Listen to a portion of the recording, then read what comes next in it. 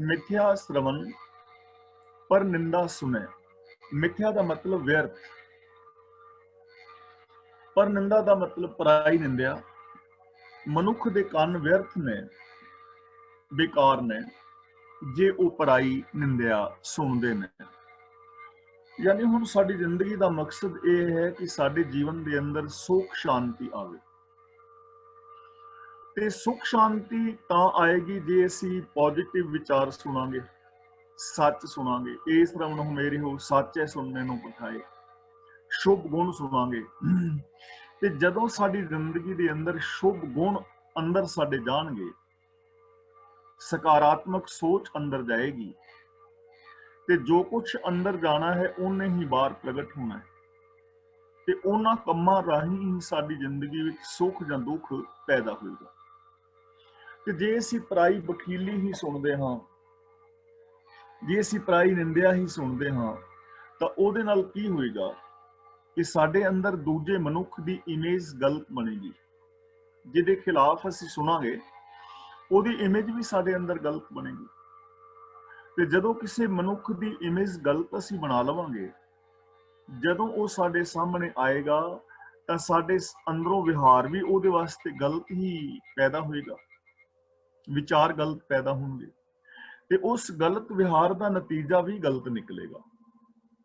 जे असीं हमेशा ये सुनते हाँ कि असीं कुछ नहीं कर सकते, कामयाब नहीं हो सकते, तो असीं नहीं हो पावांगे। जे असीं यही सुनांगे कि ये संसार बड़ा माड़ा है, पापां दा भरिया होया है, इत्थे किसी दा विश्वास नहीं करना चाहिए, लोग बड़े बुरे ने, तो साडे अंदर यही भावनावां पैदा होंदियां। ते जे असीं किसी व्यक्ति विशेष के खिलाफ सुनांगे, अपनी पत्नी के खिलाफ, पति के खिलाफ, भैणां भरावां के खिलाफ, तो उन्हां दी इमेज साडे अंदर उस तरह की बन जाएगी, तो साडी जिंदगी अंदर सुख पैदा। इसलिए गुरु जी कहते ने वो कंन व्यर्थ ने जिहड़े कंन पराई बखीली सुनते ने। कहन तो भाव कि सानू अपने कन्नां दे नाल किसी दी बखीली नहीं सुननी चाहिए और जिहड़े नैगेटिव विचार ने वो नहीं सुनने चाहिए। जे साडे सामने आन के कोई किसी दी बखीली करन लगे, बुराई करन लगे, नैगेटिव बोल बोले, तो उसनूं हथ जोड़ के बड़े प्यार दे नाल कह दिओ कि वीर जां भैन भी ये काम ना कर, कोई पॉजिटिव गल सुना, कोई विकास की गल कर, विश्व शांति की गल कर, गुरु की गल कर, रब की गल कर, जां कोई अपनी प्रॉब्लम है वो असीं सांझी कर लैंदे आ, लेकिन बखीली नहीं। तो गुरु जी कहंदे ने व्यर्थ ने वो कंन। मिथ्या हस्त पर दर्ब को हिरें। इत्थे हस्त का मतलब है हथ। जदों हस्त का मतलब हाथ ही हुंदा है तां उस दे नाल करीब करीब सिहारी लगी हुंदी है। इत्थे हस्त का मतलब हथ। वो हथ व्यर्थ ने जो पराए धन नूं चुराउंदे ने। हिरें का मतलब चुराना और दरब का मतलब पराया धन। वो हथ व्यर्थ ने जिहड़े पराए धन नूं चुराउंदे ने।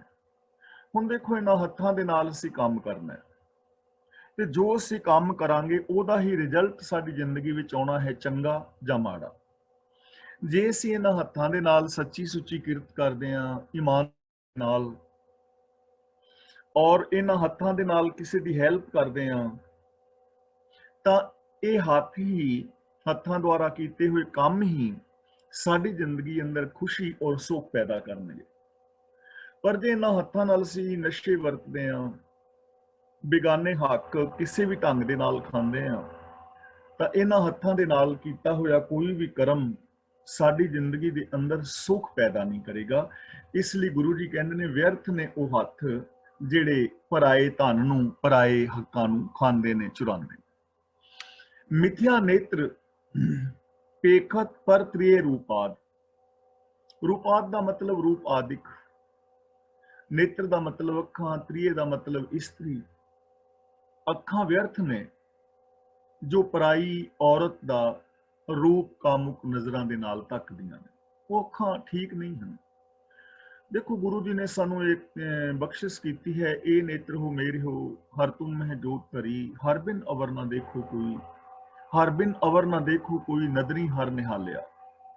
कि ये विश्व, ए संसार जो तुसी वेख रहे हो, इनू रब दे रूप दे अंदर वेखण दा यतन करो। ਹੁਣ ਜਦੋਂ ਕੋਈ ਵੀ ਮਨੁੱਖ ਪਰਾਈ ਔਰਤ ਨੂੰ ਮਾੜੀ ਨਜ਼ਰ ਦੇ ਨਾਲ ਤੱਕੇਗਾ ਤਾਂ ਕੀ ਉਹਨੂੰ ਉਸ ਔਰਤ ਤੋਂ ਮਾਣ ਸਤਿਕਾਰ ਮਿਲੇਗਾ?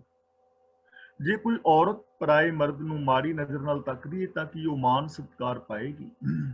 ਇਸ ਤਰ੍ਹਾਂ ਤਾਂ ਸੰਸਾਰ ਦੇ ਅੰਦਰ ਸੁੱਖ ਨਹੀਂ ਨਾ ਮਿਲ ਸਕਦਾ। ਇਸ ਲਈ ਗੁਰੂ ਜੀ ਕਹਿੰਦੇ ਨੇ ਇਹਨਾਂ ਅੱਖਾਂ ਦੇ ਨਾਲ ਤੁਸੀਂ ਵੇਖੋ। ਔਰਤ ਨੂੰ ਵੇਖਣ ਵਾਸਤੇ ਸਾਡੇ ਕੋਲ 3 ਐਂਗਲ ਨੇ, ਬੇਟੀ, ਭੈਣ ਔਰ ਮਾਂ।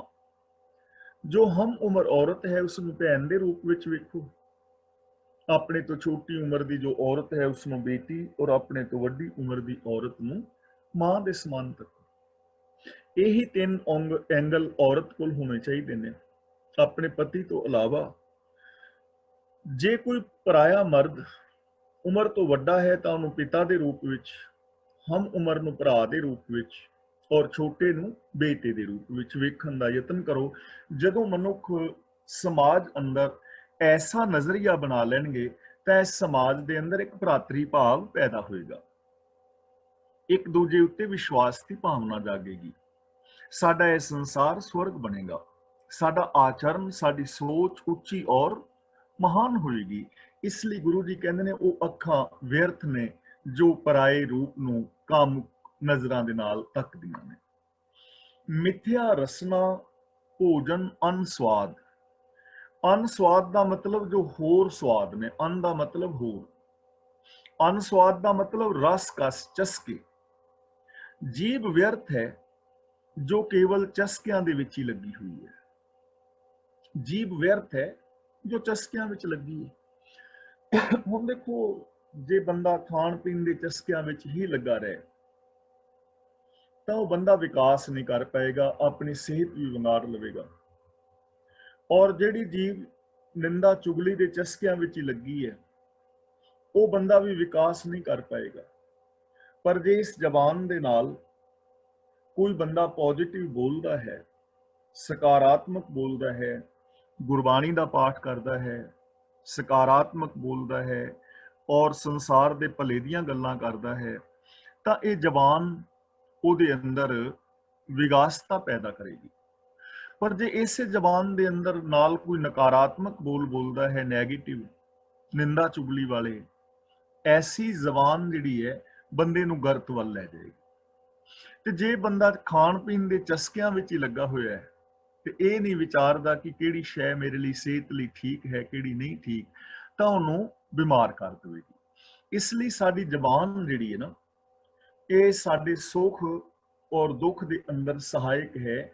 ਜ਼ਬਾਨ ਰਾਹੀਂ ਸਾਡੀ ਜ਼ਿੰਦਗੀ ਵਿੱਚ ਸੁੱਖ ਔਰ ਦੁੱਖ ਪੈਦਾ ਹੁੰਦੇ ਨੇ। ਜਿਵੇਂ ਪਹਿਲਾਂ ਵੀ ਮੈਂ ਬੇਨਤੀ ਕੀਤੀ ਹੈ ਕਿ 70-80 ਕਿਲੋ ਸਰੀਰ ਨੂੰ ਸੰਭਾਲਣ ਦੀ ਬਜਾਏ ਬੰਦਾ 50-60 ਗ੍ਰਾਮ ਦੀ ਜ਼ਬਾਨ ਨੂੰ ਸੰਭਾਲ ਲਵੇ ਤਾਂ ਇਹਨੂੰ ਜ਼ਿਆਦਾ ਲਾਭ ਹੋ ਸਕਦਾ ਹੈ। ਜ਼ਬਾਨ ਦੇ ਨਾਲ ਸਕਾਰਾਤਮਕ ਬੋਲ ਬੋਲਨੇ, ਪੋਜ਼ਿਟਿਵ ਬੋਲ ਬੋਲਣੇ ਚਾਹੀਦੇ ਨੇ। ਮਿਥਿਆ ਚਰਨ ਪਰ ਵਿਕਾਰ ਕੋ ਧਾਵੇਂ। ਪਰ ਵਿਕਾਰ ਦਾ ਮਤਲਬ ਪਰਾਈ ਤਰਫ ਵਿਕਾਰਾਂ ਨੂੰ ਦੌੜਦੇ ਨੇ। ਵਿਕਾਰ ਦਾ ਮਤਲਬ ਵਿਗਾੜ, ਨੁਕਸਾਨ। ਤਾਂ ਉਹ ਪੈਰ ਵਿਅਰਥ ਨੇ ਜੋ ਪਰਾਏ ਨੁਕਸਾਨ ਵਾਸਤੇ ਦੌੜ ਭੱਜ ਕਰਦੇ ਨੇ। ਹੁਣ ਪੈਰਾਂ ਦੇ ਨਾਲ ਪਰ ਵਿਕਾਰ ਦਾ ਮਤਲਬ ਪਰਾਏ ਵਿਗਾੜ ਵਾਸਤੇ, ਪਰਾਏ ਨੁਕਸਾਨ ਵਾਸਤੇ। 2 ਤਰ੍ਹਾਂ ਦੇ ਲੋਕ ਨੇ। ਇੱਕ ਤੇ ਉਹ ਨੇ ਜੋ ਕਿਸੇ ਦੀ ਹੈਲਪ ਕਰਨ ਵਾਸਤੇ ਜਾ ਰਹੇ ਨੇ, ਤੇ ਇੱਕ ਉਹ ਨੇ ਜੋ ਚੋਰੀ ਕਰਨ ਜਾ ਰਹੇ ਨੇ, ਕਿਸੇ ਦਾ ਨੁਕਸਾਨ ਕਰਨ ਜਾ ਰਹੇ ਨੇ। ਤਾਂ ਹੁਣ ਪੈਰ ਸਾਡੇ ਕਿਸ ਮਕਸਦ ਨੂੰ ਲੈ ਕੇ ਚੱਲ ਰਹੇ ਨੇ, ਉਹ ਮਕਸਦ ਮਹਾਨ ਹੁੰਦਾ ਹੈ ਜਾਂ ਉੱਚਾ ਹੁੰਦਾ ਹੈ। ਉਸ ਮਕਸਦ ਰਾਹੀਂ ਸਾਡੀ ਜ਼ਿੰਦਗੀ ਦੇ ਅੰਦਰ ਖੁਸ਼ੀ ਔਰ ਗਮੀ ਪੈਦਾ ਹੋਣੀ ਹੈ। ਕਿ ਪੈਰਾਂ ਦੇ ਨਾਲ ਚੱਲ ਕੇ ਅਸੀਂ ਕਿੱਧਰ ਜਾ ਰਹੇ ਹਾਂ? ਵਿਚਾਰ ਦੇ ਅੱਡਿਆਂ ਵੱਲ, ਰਿਸ਼ਵਤਖੋਰੀ, ਚੋਰ ਬਜ਼ਾਰੀ ਵੱਲ, ਮੜੀਆਂ ਮਸਾਣਾ ਕਬਰਾਂ ਵੱਲ, ਜਾਂ ਕਿਸੇ ਦਾ ਨੁਕਸਾਨ ਕਰਨ ਲਈ, ਚੋਰੀ ਕਰਨ ਲਈ, ਕਿਸੇ ਦੀ ਪ੍ਰਾਪਰਟੀ ਤੇ ਕਬਜ਼ੇ ਕਰਨ ਵਾਸਤੇ। ਜੇ ਅਸੀਂ ਪੈਰਾਂ ਦੇ ਨਾਲ ਐਵੇਂ ਚੱਲਦੇ ਹਾਂ ਤਾਂ ਗੁਰੂ ਜੀ ਕਹਿੰਦੇ ਨੇ ਉਹ ਪੈਰ ਵਿਅਰਥ ਨੇ। ਇਸ ਲਈ ਪੈਰ ਸਫਲੇ ਹੋ ਸਕਦੇ ਨੇ। ਚਰਨ ਚਲੋ ਮਾਰਗ ਗੋਬਿੰਦ। ਪੈਰਾਂ ਦੇ ਨਾਲ ਸਿੱਧੇ ਰਾਹ ਤੇ ਜਾਓ, ਕਿਰਤ ਵਾਲੇ ਰਾਸਤੇ ਤੇ ਜਾਓ, ਧਰਮ ਦੇ ਰਾਸਤੇ ਤੇ ਜਾਓ, ਆਪਣੇ ਫਰਜ਼ ਪੂਰੇ ਕਰਨ ਵਾਸਤੇ ਤੁਰੋ, ਕਿਸੇ ਦੀ ਹੈਲਪ ਕਰਨ ਵਾਸਤੇ ਜਾਓ, ਤਾਂ ਉਹ ਪੈਰ ਸਾਡੀ ਜ਼ਿੰਦਗੀ ਅੰਦਰ ਸੁੱਖ ਪੈਦਾ ਕਰ ਦੇਣਗੇ। ਲੇਕਿਨ ਜੇ ਇਹਨੇ ਪੈਰਾਂ ਦੇ ਨਾਲ ਚੱਲ ਕੇ ਬੰਦਾ ਮਾੜੇ ਪਾਸੇ ਜਾਂਦਾ ਤਾਂ ਗੁਰੂ ਜੀ ਕਹਿੰਦੇ ਨੇ ਉਹ ਪੈਰ ਚੰਗੇ ਨਹੀਂ, ਉਹ ਬੇਕਾਰ ਨੇ, ਉਹ ਵਿਅਰਥ ਨੇ, ਸਾਡੀ ਜ਼ਿੰਦਗੀ ਅੰਦਰ ਦੁੱਖ ਪੈਦਾ ਕਰਨਗੇ। ਮਿਥਿਆ ਮਨ ਪਰ ਲੋਭ ਲੁਭਾਵਹਿ। ਪਰ ਲੋਭ ਦਾ ਮਤਲਬ ਪਰਾਏ ਧਨ ਵਾਸਤੇ ਲੋਭ ਕਰਨਾ। ਤਾਂ ਗੁਰੂ ਜੀ ਕਹਿੰਦੇ ਨੇ ਹੇ ਮਨ, ਤੂੰ ਵੀ ਵਿਅਰਥ ਹੈ ਜੇ ਤੂੰ ਪਰਾਏ ਧਨ ਦਾ ਲੋਭ ਕਰ ਰਿਹਾ ਹੈ। ਹੁਣ ਮਨ ਦੇ ਅੰਦਰ ਵਿਚਾਰ ਪੈਦਾ ਹੋਣੇ ਨੇ, ਚੰਗੇ ਜਾਂ ਮਾੜੇ। ਇਹ ਹੁਣ ਸਾਡੇ ਤੇ ਡਿਪੈਂਡ ਕਰਦਾ ਹੈ ਕਿ ਅਸੀਂ ਆਪਣੇ ਮਨ ਅੰਦਰ ਵਿਚਾਰ ਕੈਸੇ ਪੈਦਾ ਕਰਾਂਗੇ। ਜੇ ਤਾਂ ਬੰਦਾ ਈਰਖਾ, ਨਿੰਦਾ, ਚੁਗਲੀ, ਪਾਪ ਵਿਕਾਰਾਂ ਦੇ ਵਿਚਾਰ ਹੀ ਮਨ ਵਿੱਚ ਪੈਦਾ ਕਰਦਾ ਰਹਿੰਦਾ ਹੈ, ਤੇ ਐਸੇ ਵਿਚਾਰ ਕਦੇ ਵੀ ਸਾਡੀ ਜ਼ਿੰਦਗੀ ਅੰਦਰ ਸ਼ਾਂਤੀ ਪੈਦਾ ਨਹੀਂ ਕਰਨਗੇ। ਇਹ ਵਿਚਾਰ ਹਾਲੇ ਹੌਲੇ ਹੌਲੇ ਸਾਡੇ ਸੰਸਕਾਰ ਬਣ ਜਾਣਗੇ, ਸਾਡੀਆਂ ਆਦਤਾਂ ਬਣ ਜਾਣਗੀਆਂ, ਸਾਡਾ ਸੁਭਾਅ ਬਣ ਜਾਏਗਾ। ਤੇ ਜੇ ਵਿਕਾਰਾਂ ਵਾਲੀਆਂ ਆਦਤਾਂ ਬਣ ਗਈਆਂ, ਵਿਕਾਰਾਂ ਵਾਲਾ ਸੁਭਾਅ ਬਣ ਗਿਆ, ਤੇ ਵੈਸਾ ਹੀ ਬੰਦਾ ਜੀਵਨ ਜੀਵੇਗਾ, ਤੇ ਜੈਸੇ ਕਰਮ ਕਰੇਗਾ ਵੈਸਾ ਹੀ ਫਲ ਮਿਲੇਗਾ। ਤੇ ਜਿਸ ਮਨੁੱਖ ਦੇ ਮਨ ਅੰਦਰ ਵਿਚਾਰ ਚੰਗੇ ਆ ਰਹੇ ਨੇ, ਸੱਚ ਦੇ, ਧਰਮ ਦੇ, ਪਿਆਰ ਮੁਹੱਬਤ ਦੇ, ਇਨਸਾਨੀਅਤ ਦੇ, ਜਿਵੇਂ ਜਿਵੇਂ ਵਿਚਾਰ ਪੈਦਾ ਹੋਣਗੇ, ਬੰਦੇ ਦੇ ਸੰਸਕਾਰ ਬਣਦੇ ਜਾਣਗੇ, ਬੰਦੇ ਦਾ ਸੁਭਾਅ ਬਣ ਜਾਏਗਾ, ਬੰਦੇ ਦੀਆਂ ਆਦਤਾਂ ਬਣ ਜਾਣਗੀਆਂ। ਤੇ ਜੇ ਸੁਭਾਅ ਔਰ ਆਦਤਾਂ ਚੰਗੀਆਂ ਨੇ, ਸੱਚ ਬੋਲਣ ਵਾਲੀ ਆਦਤ ਹੈ, ਇਨਸਾਨੀਅਤ ਵਾਲੀ ਆਦਤ ਹੈ, ਤਾਂ ਇਹ ਸੁਭਾਅ ਦੇ ਨਾਲ ਜਦੋਂ ਬੰਦਾ ਕਰਮ ਕਰੇਗਾ ਤਾਂ ਜ਼ਿੰਦਗੀ ਦੇ ਅੰਦਰ ਸੁੱਖ ਪੈਦਾ ਹੋਏਗਾ। ਤਾਂ ਗੁਰੂ ਜੀ ਕਹਿੰਦੇ ਨੇ ਹੇ ਮਨ, ਤੂੰ ਵੀ ਵਿਅਰਥ ਹੈ ਜੇਕਰ ਤੂੰ ਪਰਾਏ ਧਨ ਆਦਿਕ ਦਾ ਲੋਭ ਕਰ ਰਿਹਾ ਹੈ। ਤਾਂ ਪਰਾਏ ਧਨ ਆਦਿਕ ਦਾ ਜਿਹੜਾ ਲੋਭ ਹੈ ਉਹ ਆਪਣਾ ਠੀਕ ਨਹੀਂ ਹੈ, ਕਦੇ ਵੀ ਠੀਕ ਨਹੀਂ ਹੈ। ਅਗਲਾ ਬਚਨ ਕਰਦੇ ਨੇ, ਮਿਥਿਆ ਤਨ ਨਹੀਂ ਪਰ ਉਪਕਾਰਾ। ਉਹ ਸਰੀਰ ਵਿਅਰਥ ਨੇ ਜੋ ਦੂਜਿਆਂ ਦੀ ਭਲਾਈ ਨਹੀਂ ਕਰਦੇ, ਕਿਉਂਕਿ ਇੱਥੇ ਤਨ ਬਹੁਵਚਨੀ ਹੈ। ਜੇ ਤਨ ਦੇ ਨੰਨੇ ਥੱਲੇ ਔਂਕੜ ਹੁੰਦਾ ਤਾਂ ਫਿਰ ਇੱਕ ਤਨ ਦੀ ਗੱਲ ਹੋਣੀ ਸੀ। ਜੇ ਤਨ ਦੇ ਨੰਨੇ ਨਾਲ ਸਿਹਾਰੀ ਹੁੰਦੀ ਤੇ ਇਹਦਾ ਅਰਥ ਤਨ ਰਾਹੀਂ ਹੋ ਜਾਣਾ ਸੀ। ਹੁਣ ਨੰਨਾ ਮੁਕਤਾ ਹੈ ਦਾ ਮਤਲਬ ਹੈ ਬਹੁਵਚਨੀ। ਮਿਥਿਆ ਤਨ ਨਹੀਂ ਪਰ ਉਪਕਾਰਾ। ਉਹ ਸਰੀਰ ਵਿਅਰਥ ਨੇ ਜੋ ਦੂਜਿਆਂ ਦੀ ਭਲਾਈ ਨਹੀਂ ਕਰਦੇ, ਜੋ ਕਿਸੇ ਦਾ ਸਹਿਯੋਗ ਨਹੀਂ ਕਰਦੇ। ਦੇਖੋ, ਇਸ ਦੁਨੀਆ ਦੇ ਅੰਦਰ ਬਹੁਤ ਸਾਰੇ ਦੁਖੀ ਲੋਕ ਨੇ, ਅਪਾਹਜ ਨੇ, ਕੁਝ ਲੋਕ ਨੇ ਜੋ ਮਾਨਸਿਕ ਤੌਰ ਤੇ ਪਿੱਛੇ ਰਹਿ ਗਏ, ਬੌਧਿਕ ਤੌਰ ਤੇ ਪਿੱਛੇ ਰਹਿ ਗਏ, ਸਰੀਰਕ ਤੌਰ ਤੇ, ਆਰਥਿਕ ਤੌਰ ਤੇ ਪਛੜ ਗਏ ਜ਼ਿੰਦਗੀ ਦੇ ਅੰਦਰ। ਤੇ ਜੇ ਉਹਨਾਂ ਦਾ ਥੋੜਾ ਜਿਹਾ ਸਹਿਯੋਗ ਕੀਤਾ ਜਾਏ ਤਾਂ ਉਹ ਮਨੁੱਖ ਵੀ ਸਰੀਰਕ, ਮਾਨਸਿਕ, ਬੌਧਿਕ, ਆਤਮਿਕ ਤੌਰ ਤੇ ਬਲਵਾਨ ਹੋ ਸਕਦੇ ਨੇ, ਉਹ ਵੀ ਚੰਗੀ ਜ਼ਿੰਦਗੀ ਜੀ ਸਕਦੇ ਨੇ। ਤੇ ਜੇ ਅਸੀਂ ਇੱਕ ਦੂਜੇ ਦਾ ਸਹਿਯੋਗ ਕਰਨਾ ਸਿੱਖ ਜਾਈਏ ਤਾਂ ਬਹੁਤ ਚੰਗਾ ਹੋ ਸਕਦਾ ਹੈ। ਜਿਵੇਂ ਆਪਾਂ ਪਹਿਲਾਂ ਵੀ ਵਿਚਾਰ ਕੀਤੀ ਹੈ, ਮੰਨ ਲਓ ਤੁਹਾਡੇ ਕੋਲ ਟਾਈਮ ਹੈ ਸੈਟਰਡੇ ਸੰਡੇ, ਤਾਂ ਤੁਸੀਂ ਇੰਗਲਿਸ਼ ਚੰਗੀ ਬੋਲ ਲੈਂਦੇ ਹੋ, ਤਾਂ ਕਿਸੇ ਮੇਰੇ ਵਰਗੇ ਨੂੰ ਯੈਸ ਨੋ ਕਰਨਾ ਸਿਖਾ ਦਿਓ, ਥੋੜੀ ਬਹੁਤੀ ਇੰਗਲਿਸ਼ ਬੋਲਣੀ ਸਿਖਾ ਦਿਓ, ਸਹਿਯੋਗ ਹੋਏਗਾ। ਜੇ ਤੁਸੀਂ ਪੰਜਾਬੀ ਚੰਗੀ ਬੋਲਦੇ ਹੋ, ਪੰਜਾਬੀ ਪੜ੍ਹ ਲਿਖ ਸਕਦੇ ਹੋ, ਤਾਂ ਜਿਹੜੇ ਇੱਥੇ ਨੌਜਵਾਨ ਬੱਚੇ ਨੇ ਜਾਂ ਜੋ ਪੰਜਾਬੀ ਨਹੀਂ ਜਾਣਦੇ, ਤਾਂ ਉਹਨਾਂ ਦਾ ਸਹਿਯੋਗ ਕਰ ਦਿਓ ਤੁਸੀਂ, ਜਿੰਨਾ ਟਾਈਮ ਹੈ ਕੱਢ ਕੇ ਕਿਸੇ ਨੂੰ ਪੰਜਾਬੀ ਸਿਖਾ ਦਿਓ।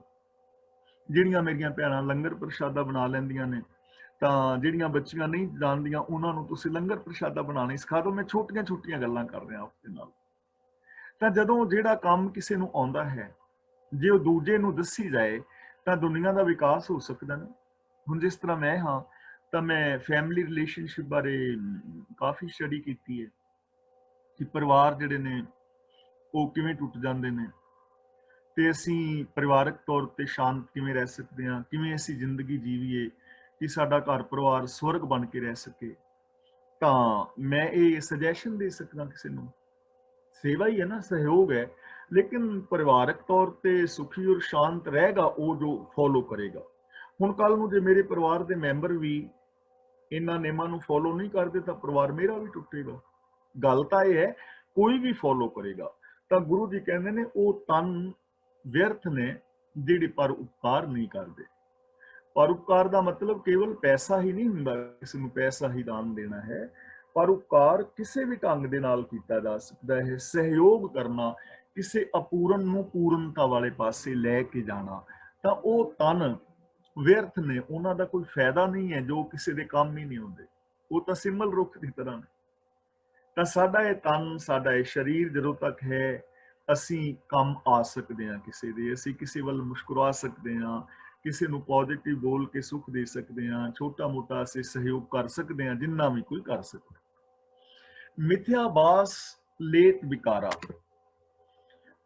ਬਾਸ ਦਾ ਮਤਲਬ ਹੈ ਵਾਸ਼ਨਾ, ਸੁਗੰਧੀ। ਉਹ ਨੱਕ ਬੇਕਾਰ ਹੈ ਜਿਹੜਾ ਵਿਕਾਰਾਂ ਦੀ ਵਾਸ਼ਨਾ ਲੈਂਦਾ ਫਿਰਦਾ। ਵਾਸ਼ਨਾ ਲੈਣਾ, ਸੁੰਘਦਾ ਫਿਰਨਾ, ਯਾਨੀ ਉਹ ਇਨਸਾਨ ਜਿਹੜਾ ਕਨਸੋਆਂ ਲੈਂਦਾ ਫਿਰਦਾ ਵਿਕਾਰਾਂ ਦੀਆਂ, ਪਾਪ ਕਮਾਨ ਦੀਆਂ, ਨਫ਼ਰਤ ਦੀਆਂ।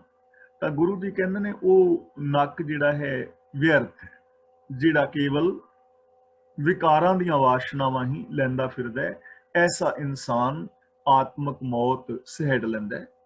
ਐਸਾ ਇਨਸਾਨ ਕਦੇ ਵੀ ਸੁਖੀ ਔਰ ਸ਼ਾਂਤ ਨਹੀਂ ਰਹਿ ਸਕਦਾ। ਗੁਰੂ ਜੀ ਕਹਿੰਦੇ ਨੇ ਬਿਨ ਬੂਝੇ ਮਿਥਿਆ ਸਭ ਪੈ। ਬੂਝੇ ਦਾ ਮਤਲਬ ਆਪਣੀ ਹੋਂਦ ਦਾ ਮਨੋਰਥ ਸਮਝਣਾ। ਬੂਝੇ ਦਾ ਮਤਲਬ ਸਮਝਣਾ।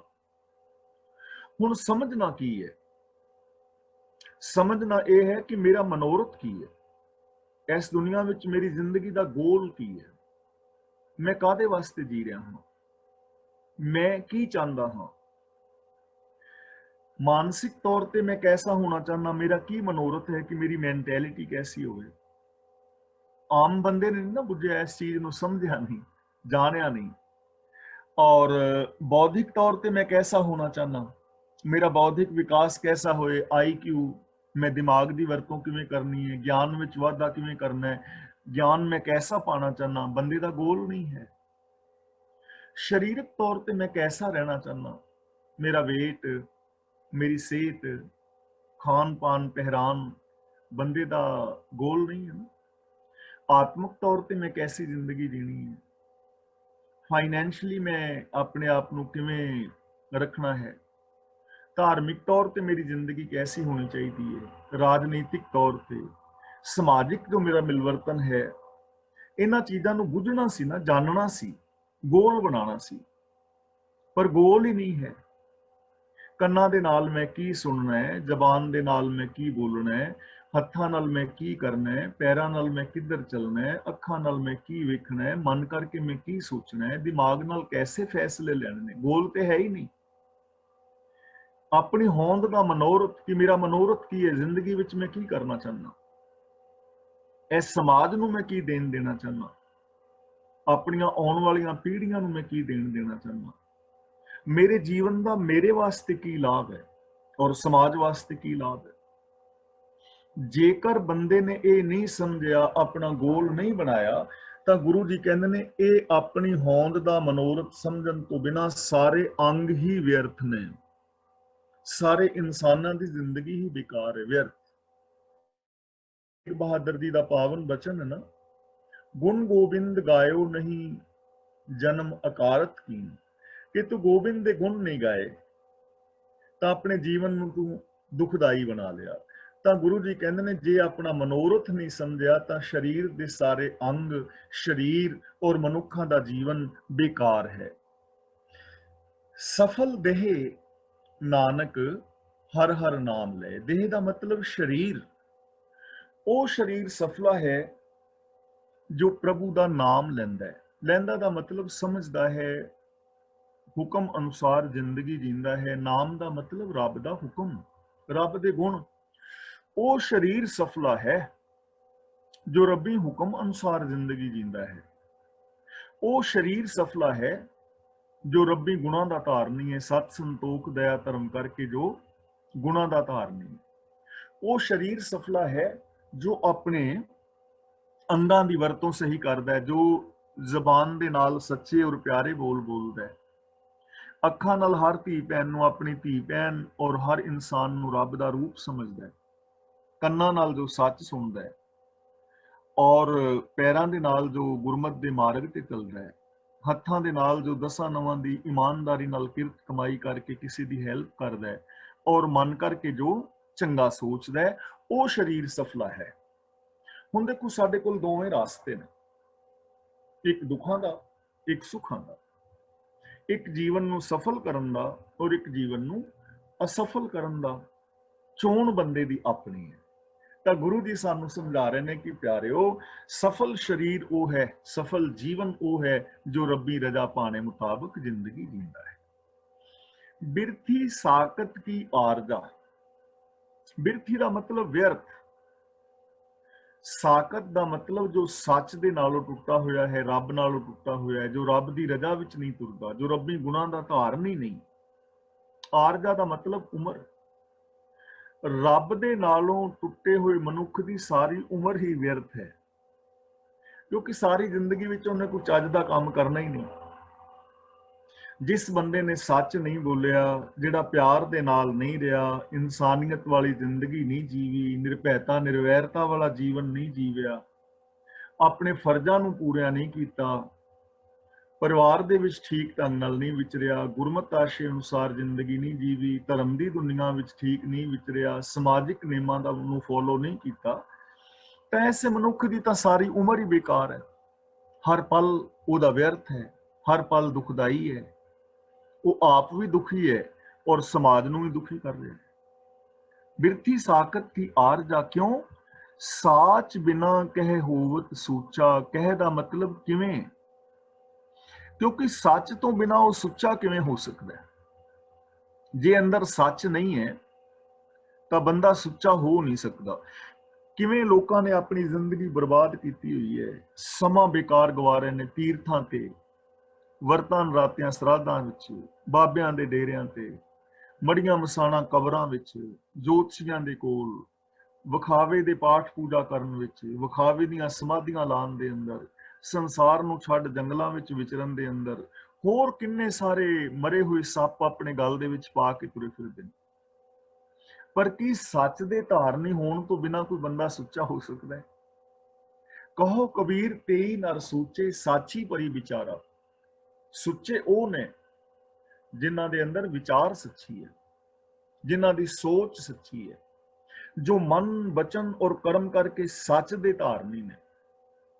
ਹੁਣ ਦੇਖੋ, ਬਰਾਤ ਹੈ ਨਾ, ਵਿਆਹ ਹੋਏ ਕਿਸੇ ਬੱਚੇ ਦਾ, ਤੇ ਪਰਿਵਾਰ ਦੇ ਮੈਂਬਰ ਬਰਾਤ ਲੈ ਕੇ ਚਲੇ ਜਾਣ ਲੜਕੀ ਵਾਲਿਆਂ ਦੇ ਪਿੰਡ, ਤੇ ਉੱਥੇ ਜਾ ਕੇ ਬੈਂਡ ਵਾਜੇ ਵਜਾਣ ਤੇ ਢੋਲ ਵਜਾ ਕੇ ਤੇ ਨੱਚਣ, ਬੈਂਡ ਵਾਜੇ ਵਜਾਣ, ਨੱਚਦੇ ਹੋਣ, ਤੇ ਘਰ ਦੇ ਜਾਂ ਪਿੰਡ ਵਾਲੇ ਆਣ ਕੇ ਪੁੱਛਣ ਵੀ ਲਾੜਾ ਕਿੱਥੇ ਹੈ, ਤੇ ਉਹ ਕਹਿਣ ਵੀ ਲਾੜਾ ਤੇ ਆਇਆ ਨਹੀਂ, ਉਹ ਕਹਿੰਦਾ ਮੈਂ ਇੱਥੇ ਵਿਆਹ ਨਹੀਂ ਕਰਾਉਣਾ, ਲਾੜਾ ਤੇ ਆਇਆ ਨਹੀਂ। ਤੇ ਬਰਾਤੀਆਂ ਦਾ ਹਾਲ ਕੀ ਹੋਏਗਾ ਭਲਾ?